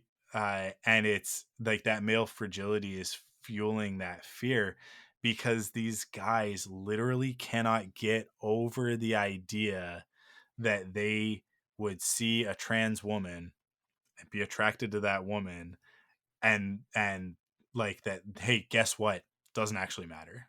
It's not a big deal. Yeah. It actually changes absolutely nothing, right? Like to see a trans woman and be like, she's hot, Yeah. right? And it's like, yeah, this is me paraphrasing what these people believe and think. This is not my thought, right? Their thought is, but that's not a real woman. That woman is blank, right? Like, you guys know what I'm getting at. And that's their Yeah. fear. That's their fear, is that all of a sudden now I'm gay. Now I'm gay because I feel this way, right? And it's like that fear turns into transphobia, and that transphobia turns into aggression against trans people. And like that's what it's so difficult to deal with. It's so difficult. It's what you were talking about earlier, of like people, like you cannot make people change their minds on this stuff. They have to do it themselves. But they're currently in a place of fear. They're ruled by the dark side. And it can't be. Luke didn't make Vader choose to save him. It was a choice that Anakin had to make for himself, right? To sacrifice himself in order to save his son, and the galaxy, right? And to end the reign of the Emperor. And it's like, it's got to be the same thing for everybody. But what it comes down to, and the reality of it, is that our society is teaching us that to be a man you have to be these certain things, which is so false. And the patriarchy just sucks. It's the patriarchy, I'm starting to think, is actually worse for men than it is for women. And because of that, we do horrible things to women, right? And that's what people are fighting against, is that reality, is that the patriarchy actually like subjugates men in a way that's way more insidious, because it's harder to see than the way that it subjugates women. And if we could see that and realize that like that's actually the source of so many of our problems, that we could like move past it. And this is all like, I'm going to tie this all back into the Mandalorian, I promise you. Oh, I know you I will. Because at the end of the day, that transphobia is coming out of that insecurity, because the patriarchy is telling you that in order to be a man, you have to be heterosexual, you have to be dominant, you have to be powerful, you have to have no emotions, right?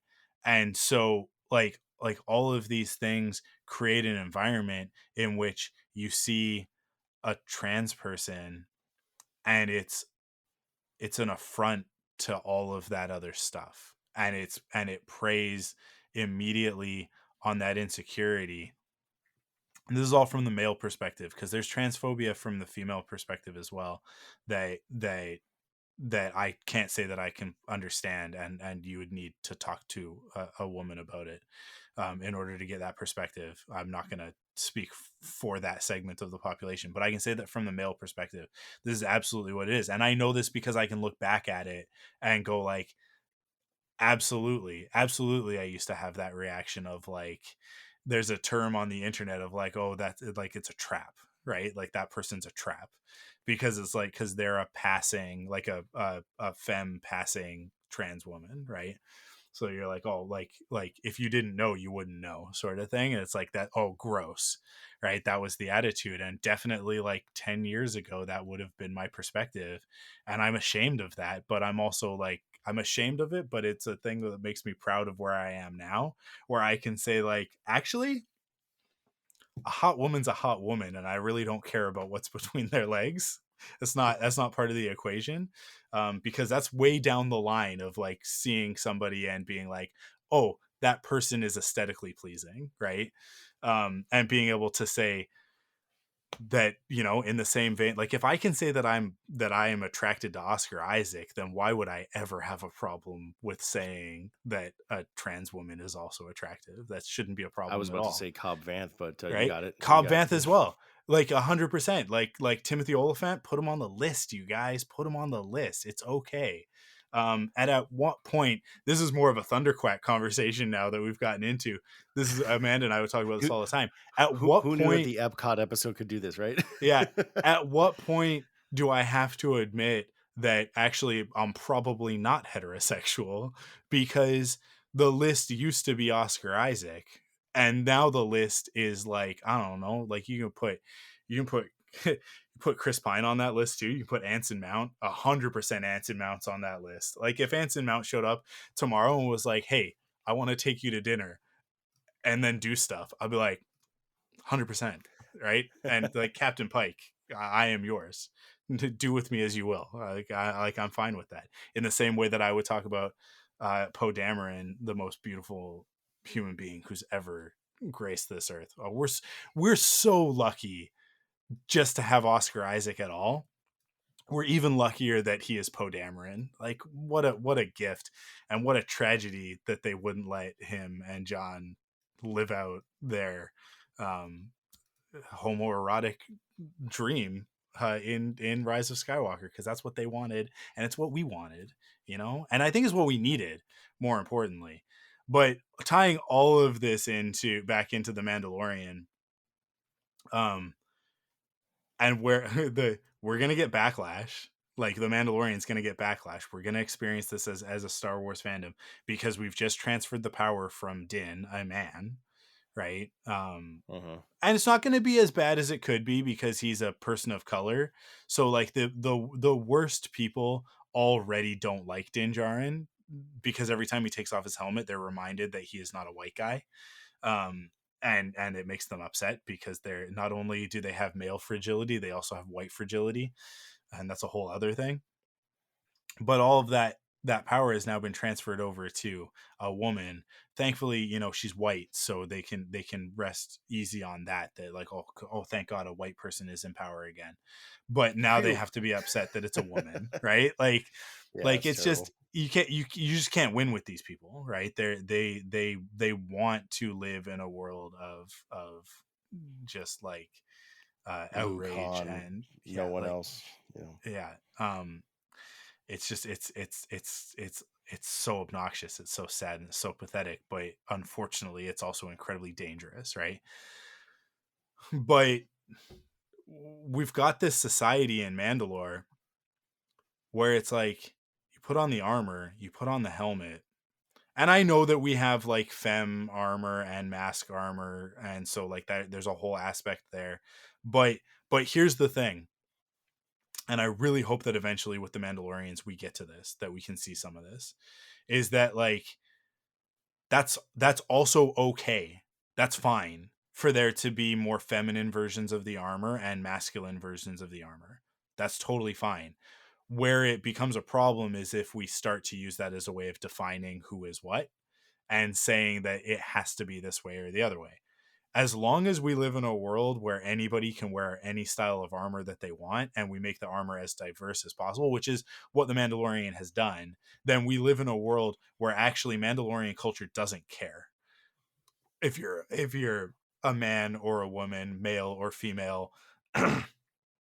And I think Grogu can represent part of that, of like, it doesn't even matter if you're a human, right? Right. And the thing the confession of love from Bo-Katan in this episode, when they're like, he's not even a real Mandalorian, he doesn't have a drop of Mandalorian blood, and she's like, listen up, that is not what makes a Mandalorian. And this guy over here follows the code in ways that you guys can't even understand, in a way that like the children of the Watch don't even understand, right? Like Din is actually like the paragon of Mandalore, right? Like he's the most Mandalorian anyone's ever been. That's the point. And Yeah. she's basically saying that, of like he's more Mandalorian than me, he's more Mandalorian than you, he's more Mandalorian than the armorer, than any of it, because he is devoted to this path, not because it's a cult, and not because it's a path to power or strength or any of that stuff, but because he truly believes that this is the right way to live. he believes in the way of Mandalore in a way. Like when he says this is the way, you guys. And I think that like the moment with the Ugnaughts and the I have spoken, and her seeing that is a way of, I mean, like we know Din, we know that he navigates the galaxy in a very unique way, that like we saw it in the first season with the Tuskens, right? When he's dealing with them and he's doing the sign language and speaking in the grunts, and then we see it Right. again in the Marshal, that it's like, hold up, they're people.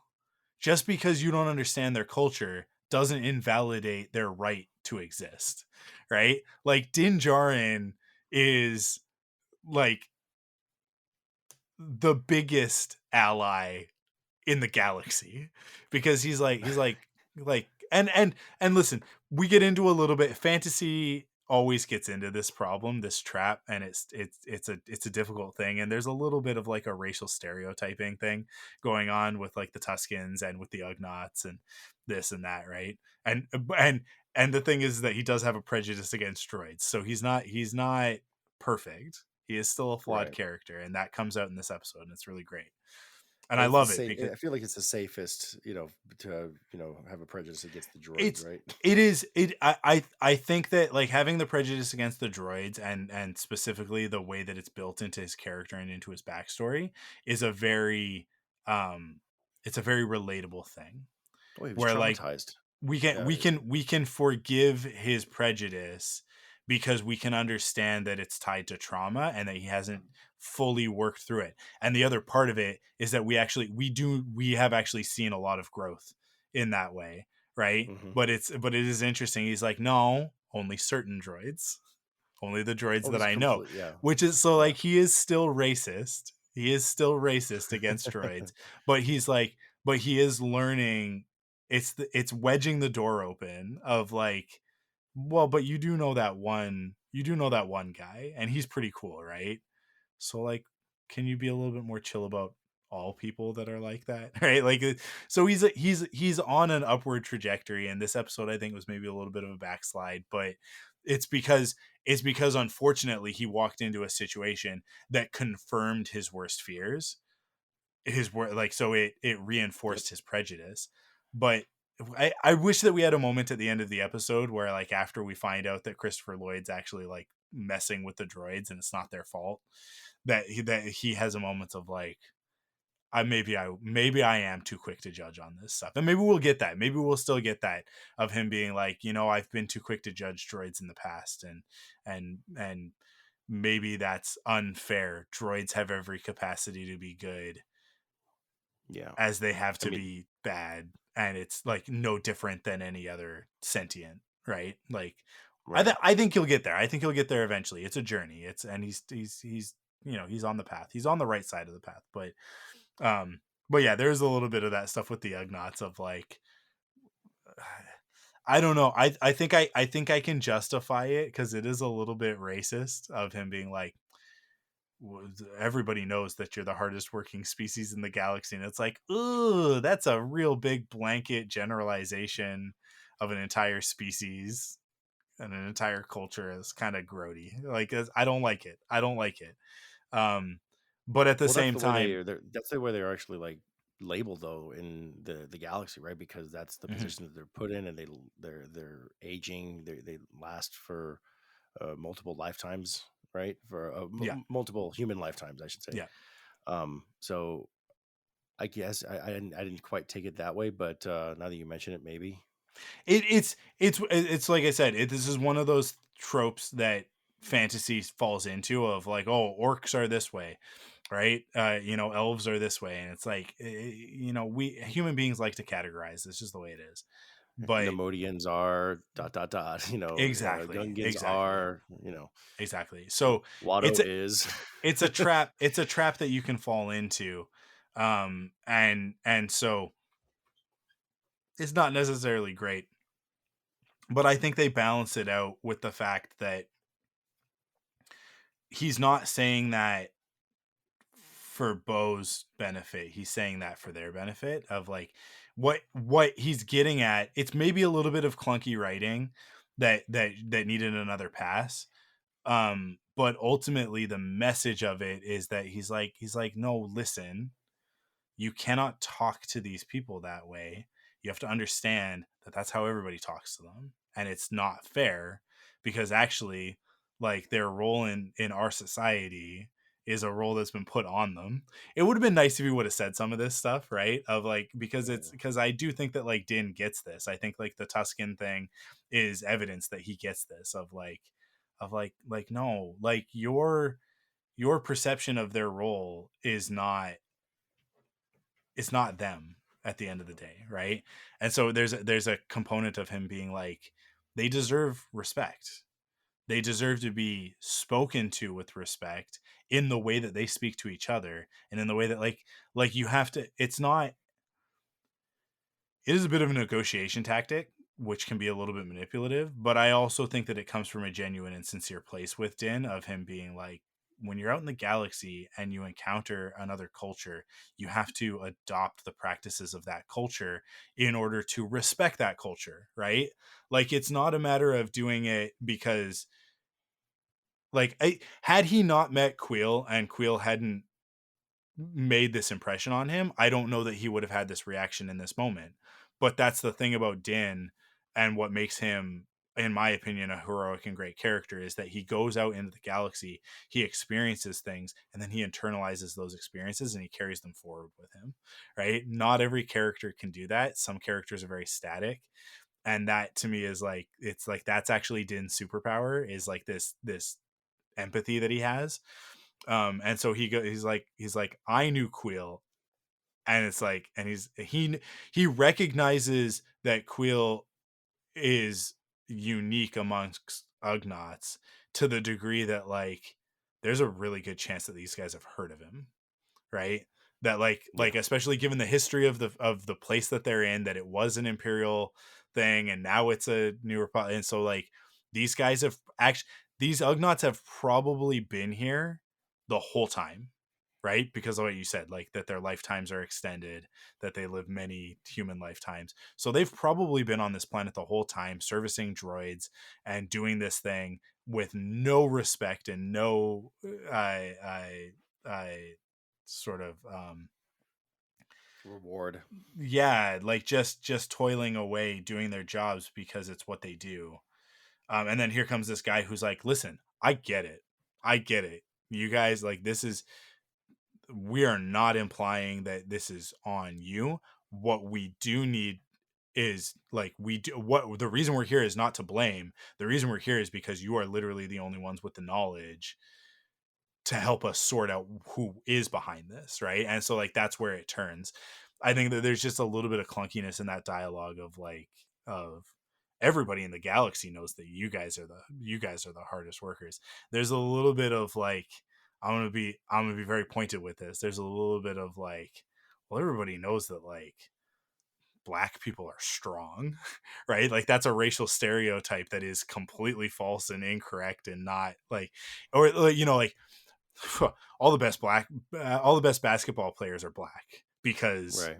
black people are better athletes, right? And it's like, well, that's a real gross characterization to it's like, but I said a good thing. It's a Yeah. positive, Exactly. right? And you'd be like, yeah, but it's still, you're still reducing an entire race of people to one set of qualities, and that So they set of can't do anything qualities else. Yeah. is Exactly. like, it's like, well, it's kind of their own fault, they're slaves because of this, because they're so good at this one thing. It's like, it's so like, it's a slippery slope of like, you cannot say that stuff, you cannot think with those ideologies, because it's very easy to then fall into racial stereotyping from that, right? So that's where, like, that, like, to put a nice fine point on it, man, we have talked about a lot of stuff that is probably going to make a bunch of people uncomfortable listening to this episode. But what I want to say here is a if I've said anything offensive on this episode, if I've misspoken in any way, please, please, please don't hesitate to tell me, because like Din Djarin, I want to learn and become better. And the only way we do that is when people let us know that you said a thing and it was wrong. Now, if the problem that you have with that is that I am, that, all lives matter, or that J.K. Rowling is right, then you can go ahead and take those opinions and shove them all the way up, and I don't want to hear them. But if you are a person who identifies along the lines of any of the things that I've been talking about that are not my place to necessarily speak about, and I've been a bad ally in any way, please let me know. But I think I'm okay. I think I'm good. You think I'm good, Marty? I'm okay, right? I think so. And I I think was going to so. say this maybe about half hour ago. But you actually mentioned the term gatekeeping and everything. And Yeah. when you were saying that about you saying that you are an authority on Lucas and various things, Yeah. that was the first thing I was going to say. Was that you've never come across, and I've been listening to this guy for a decade at least. Yeah. And he has never been the type to gatekeep. Um, all fans are welcome.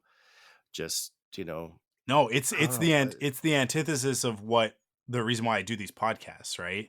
Right, Like this is always has always been and always will be a conversation with the audience forever, right? And right, um it is literally a compulsion. As you can tell, we're 2 hours and 15 minutes into this episode. It is a compulsion of, like, I have these things inside me and I need to get them out and tell them to other people. I need other people to know how I feel about this, because I feel like I've done a lot of work to get to this point, and so I want to get it out. And then but it is a two-way conversation. Like, if I anytime I say anything that you think is wrong, like just call me out on it. It's totally fine. And I'm not necessarily saying that if you call me out that you're right and I'm going to change my mind, but I want to hear it. I do want to hear it. If you didn't like this episode and you have legitimate reasons why, then yeah, like go ahead and voice those opinions. That's fine. I think that it's valid to not enjoy this episode. I also think that if you're not enjoying this episode, you're missing out on a lot of what Star Wars is about at its core. And that's a belief that I have, that I don't know if that's a justified belief or not, but it is a belief that I hold, that, like, if you're bouncing off this episode, then you're missing something about Star Wars. And you and need it's to. also like we're here to tell you, like, hey, this is why so such and such. This is why you should like Star Wars, or Yeah. but not. But maybe I'm talking to myself in a corner. Yeah, you shouldn't have to do anything, you know. Just- but No, you that's gotta. and that's why I used the language earlier, right? Of, like, it's not gatekeeping, because I'm not judging anybody for their position in the Star Wars fandom, or like sort of like the level that they're at. It's fine. To me, I think it's just important to recognize that maybe, like you're just not as deep into the Lucasian way of storytelling as other people are. And so sometimes when it goes hard Lucas, like this episode did, because, like, listen, George's favorite episodes of the Clone Wars are the Meeber Gascon episodes, right? The Sunny Day in the Void, which is hands down my least favorite episode of the entire series, right? I do not like it, and there's a reason why I don't like it, and it has nothing to do with um like what the way that George tells stories and wants to tell stories. It has to do with the fact that, like, it's not what I'm here for with Star Wars. It's like A Sunny Day in the Void is a really depressing episode. It's like Meeber Gascon gets suicidal in it, and I just like it. Just I don't want. And it, Did you like, did you I ever? sorry, Sorry, go ahead. did you ever think that he was? Do you ever think he was just joking with the audience when he said that the Sunny Day in the Void is his favorite episodes, and he was just No, kind of being the? no, I You don't. don't think so? I don't, because I understand why it's his favorite series of episodes, because it was him really pushing the envelope of what they could do with that medium of it's like Mm. you got a weird little frog man and a bunch of droids, and they're lost in the desert, and he goes insane, right? Yeah. And like go back to George's first movie is THX 1138. That's all I need to say, I think, in order to be like, no, I legitimately believe that George was like, let's mess with these kids. Like, let's Yeah. push this story to its absolute limit. And that's where George likes to live. That's what he does, man. That's what he does. And I love him for it. And I don't have to Yeah. love that episode to love him. And I don't have to love that episode in order to love the way that he tells stories and the types of stories that he wants to tell. But this is one of those things of like, back then when that episode aired, and I bounced off of that one real hard. And it was I funny because remember that. then we had Steven Stanton on the podcast in the midst of Yes. those episodes. And I think I said to him at one point, I was like, like I didn't enjoy the episode, and you know why? Because I really like Meeber Gascon, and I didn't like seeing him go through that. It made me uncomfortable. And it's one of those things of like, in that moment, it's hard to recognize, why is this making me uncomfortable? I should interrogate that, and I should figure that out, because it's an opportunity for growth. But it is one of those things where now it's like, I'm never going to go back and watch those episodes. I don't need to, right? It's not an experience that I want to have again. Um, and it's really just the one. It's really just A Sunny Day in the Void, because I actually quite like the other, like the episodes that bookend it. Um, because I like the droid stuff, and obviously getting a Republic Commando and all that, like getting the introduction of Gregor is all great stuff. Right. But that one episode in particular, like I never ever need to watch that episode again. Because That was memorable. Yeah. I've Sorry. done Go that ahead. work now, and I know why I don't like it, and I understand it. And it's funny that it's George's favorite episode. It's my least favorite episode, and I don't think that like invalidates my views on George, right? Like, and on his ways of storytelling. I think actually the fact that I've spent so much time examining why I don't like that episode and why he does is actually one of the things that I'll point to and go like, I think this is why you can trust that I actually do know what I'm talking about with this stuff, because I've taken the time in an uncomfortable spot to like really examine like what's going on there, and like why I don't like it and why he does.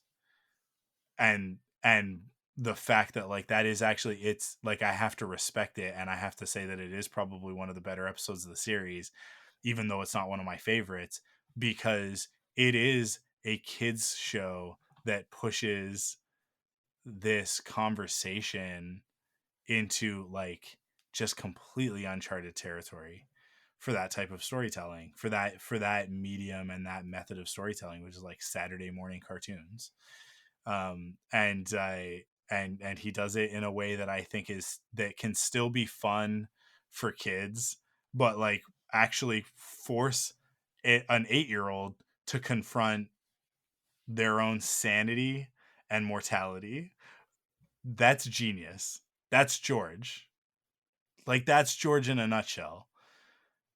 And I don't want to watch it because I don't like what it does to me personally when I watch it, so I don't have to, right? And if that's how you feel about this episode of The Mandalorian, then that's fine too.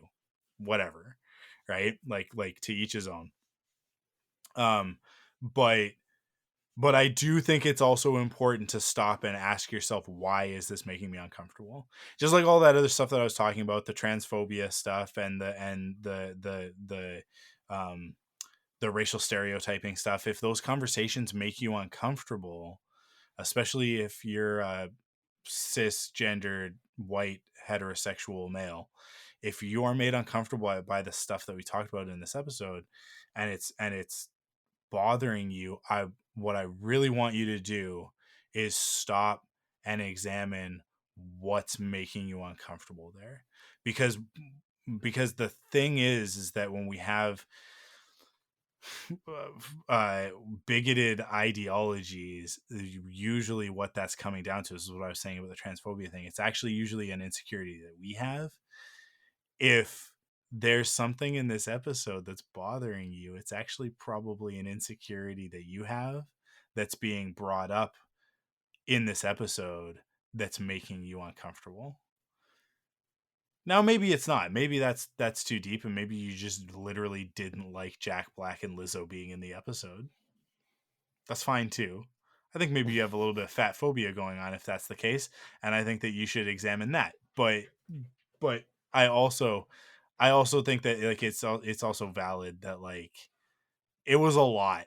This episode was a lot. It was big. It was in your face, and that's not going to be for everybody, and that's fine. I think that's It fine. was loud and proud. It was, oh boy, was it ever. But for me, where I'm at in my personal journey as a human being, as well as a Star Wars fan, this episode hit for me dead on in the bullseye of exactly what I want and need from Star Wars right now. In a way that, like, as I've talked about so much this season, Andor is not that thing. And Andor is not that thing for the same reason that A Sunny Day in the Void is not that thing for me. I don't listen. My life is stressful. My world can be bleak and cynical enough as it is, and it's not what I want. It's not where I want to be. I want to spend my time on what was the name of this planet again? Plazar. Plazar. I want to Plazar. spend my time on Plazar 15 having a good time. And I don't want Christopher Lloyd to bring me down with his separatist nonsense. Dooku was right, Dooku was right, but Dooku was also a bad guy. Dooku was also the villain. So like the separatists had some good ideas, and I think that Grief's. It's funny because we're right after the episode with Grief where it's like Grief's like, dude, I just want to be an independent system. I just want us to be self-sufficient. I want us to be a place where people can come and be free. He is dangerously on the edge of libertarianism, but then he brings it back with like, I want this to be a safe place for people. I want people to be happy. I want them to be safe. I want them to flourish. I want them to be the best versions of themselves. And in order to do that, what we need is freedom. And we can't do that under the yoke of the New Republic. We can't do that no different than the yoke of the Empire, no different than the Separatists, no different than any of that stuff. And the Separatists would say, like, no, that is what we're after, right? Is like, it's the Confederacy of Independent Systems, right? Like, and that's the idea, is that it's a confederacy of independent systems, not a republic of homogeneity, right? Like that's what we're after. And that's on I just forgot the name again. What is it? Plazar 15. Plazar. I want to say Praxis, which I think is another planet in Star Wars, or is Praxis from Praxis? I don't know. It's either Star Wars, Mass Effect, or Destiny. Like the video game Destiny. But it's stuck in my head. Like it Plazar 15. Plazar 15. I gotta remember it. Like Planet Laser. Plazar. I hope I'm even pronouncing it correctly. They pronounced it like 3 different ways, and I think that's one of the reasons why I'm having a hard time retaining it, is because like they weren't consistent. Yeah. But anyways, I needed the subtitles for that one for sure. I wanna hang out there where everybody, like, where like Christopher Lloyd, like Hellgate's getting, like, he's all mad. He's like at least they're letting the droids do all of the work, and they're all just dedicating themselves to art and leisure. And I'm like, sounds like a good time to me, you guys. Sounds awesome. Because as an artist, it's like, I want to live. It's an artist commune. Now he's getting at that because he's like, somebody's got to make sure that these droids are all working, and I've got to be the guy who has to work for a living. And it's like, it also sounds like actually your job is your whole life, and you dig it, but whatever. But you're also griping about it. It's funny how that works. But yeah, like I don't know. I want to go there. I want to be there. I want to live on that world. Or Navarro. I hang out on Navarro too. Navarro seems like a good vibe to me. When Navarro feels like where I live already, and that's Vegas, where it's nice in the town, but then you go outside and it's it's the lava fields, so you got to be careful. Also, to answer your question, Praxis seems like it's a moon with the Klingon Empire from Star Trek. Oh my God. Is it a Star Trek thing? That's hilarious. That I'm like, it's one of these things, and I was wrong. It's actually a Star Trek thing. I just looked it up, but that's where that's I'm at great. right now. That's fantastic. I I am into too many things. My brain is a mess. The ADHD, sometimes it works in my advantage, and sometimes it's just like, you have knowledge from 15 different franchises. Which one would you like to have today? Yeah. Anyways, I think we did it. We are cresting 2.5 hours of Yeah, we have. mostly me talking. But Marty, thank you so much for being a co-host on this episode. Thank you for being the sounding board and the other side of the conversation when I allowed you to. No, but I think But I also like egged you on. So like I think that's this why is the thing. this went Like on. this is my thing. It's why I like podcasting with you. I like podcasting with Joe. Joe, we joke about it where it's like, I'll be like, I'm wrapping up the episode and Joe will say so. Well, I just got to ask you one more question. It's like, that was another half an hour, Joe. Stop it.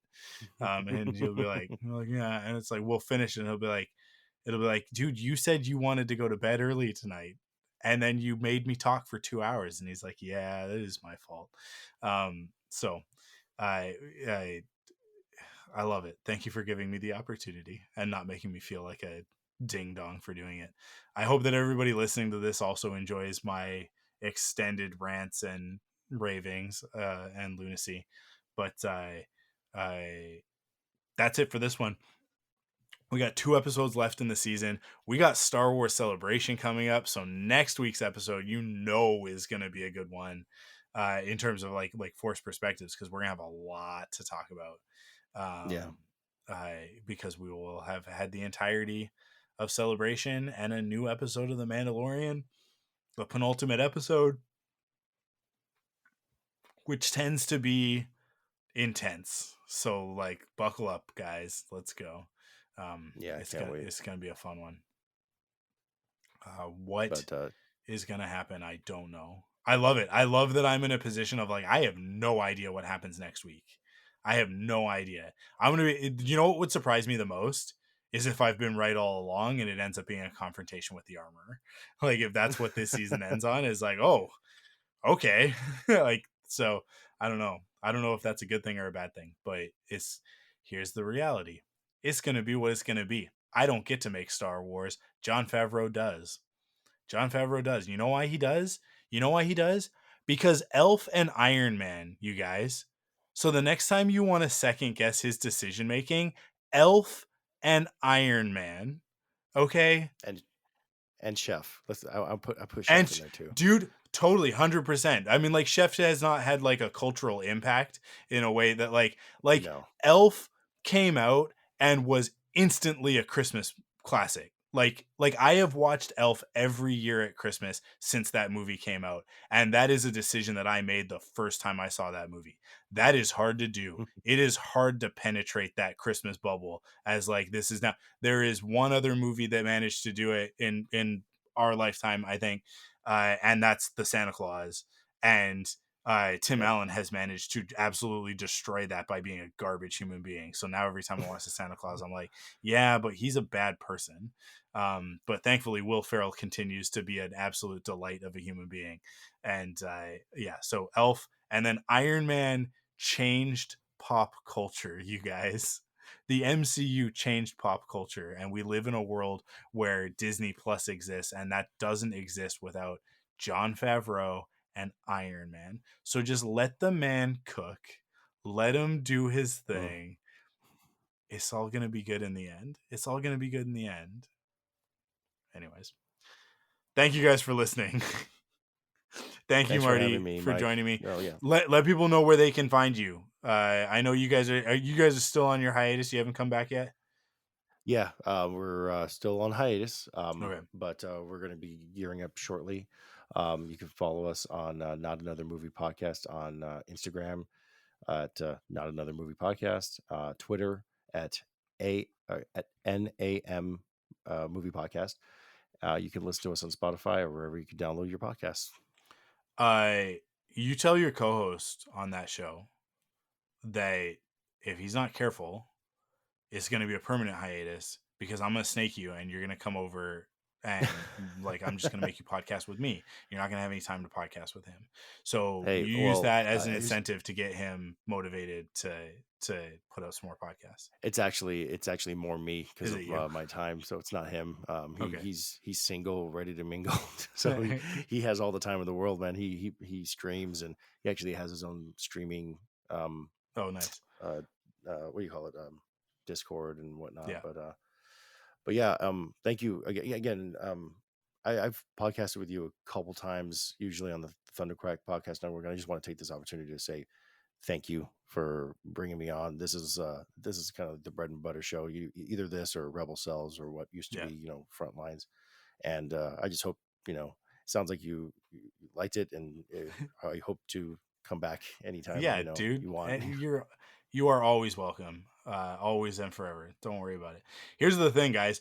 If you listen to the podcast for long enough and you're a cool person and we have good conversations and stuff like that online, eventually I will need you to come on the podcast. That's the way that it works. So it's like, I need somebody. I know these specific people will do it. And then eventually I'll make you do a podcast on the Thunderquack Podcast Network as well. And yeah, so that's how Tim and Kyle got where they are. With a podcast that gets way more downloads than this one. So, that's crazy. Yeah. And I'll always say, Mike, you've always been very welcoming, and I always remember, I think the first thing, so like, I listened to your show for years, finally got to meet you in person in Star Wars Celebration 2015. And I always remember, I found you, I saw you guys coming into line. I said, "Hey, what's up?" It was the first thing I said. Second thing you said to me ever in our life was like, "Hey, you want a t-shirt?" I don't know if you remember that, but it was just like, oh man, I love you guys. Well, I know you want a t-shirt. Listen, I'm one of my biggest regrets of Celebration in 2015 is that we didn't hang out more. We didn't spend more time together. So hopefully the next time it's in California, you guys can make it out and we can all hang out together. Yeah, for sure. We'll make that happen next time around. Awesome. Again, thank you guys. Thank you everybody for listening. Thank you, Marty, for being on this one.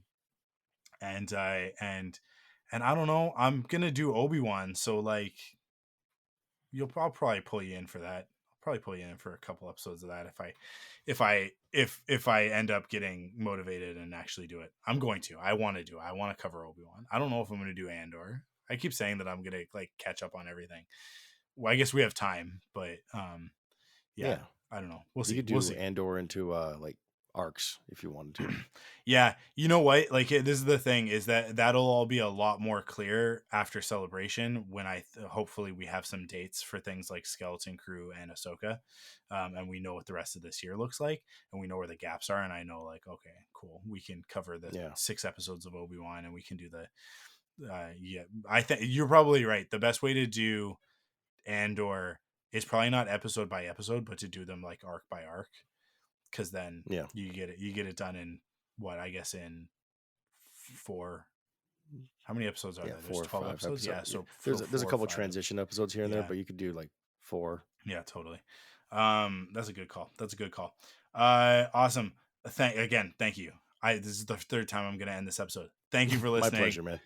And we'll catch you guys next week for the penultimate episode of season 3 of The Mandalorian. Thank you for listening to Thunderquack Force Perspectives. Our opening theme is composed for us by Christy Carew. Follow Force Perspectives on Twitter, Instagram, and Facebook at ForcePOV. And join us on Discord at thunderquack.com/Discord. Support the show by visiting us at patreon.com/thunderquack to get early access to episodes, leave a rating and review on your favorite podcast service, or buy merch at store.thunderquack.com. Force Perspectives is a part of the Thunderquack Podcast Network.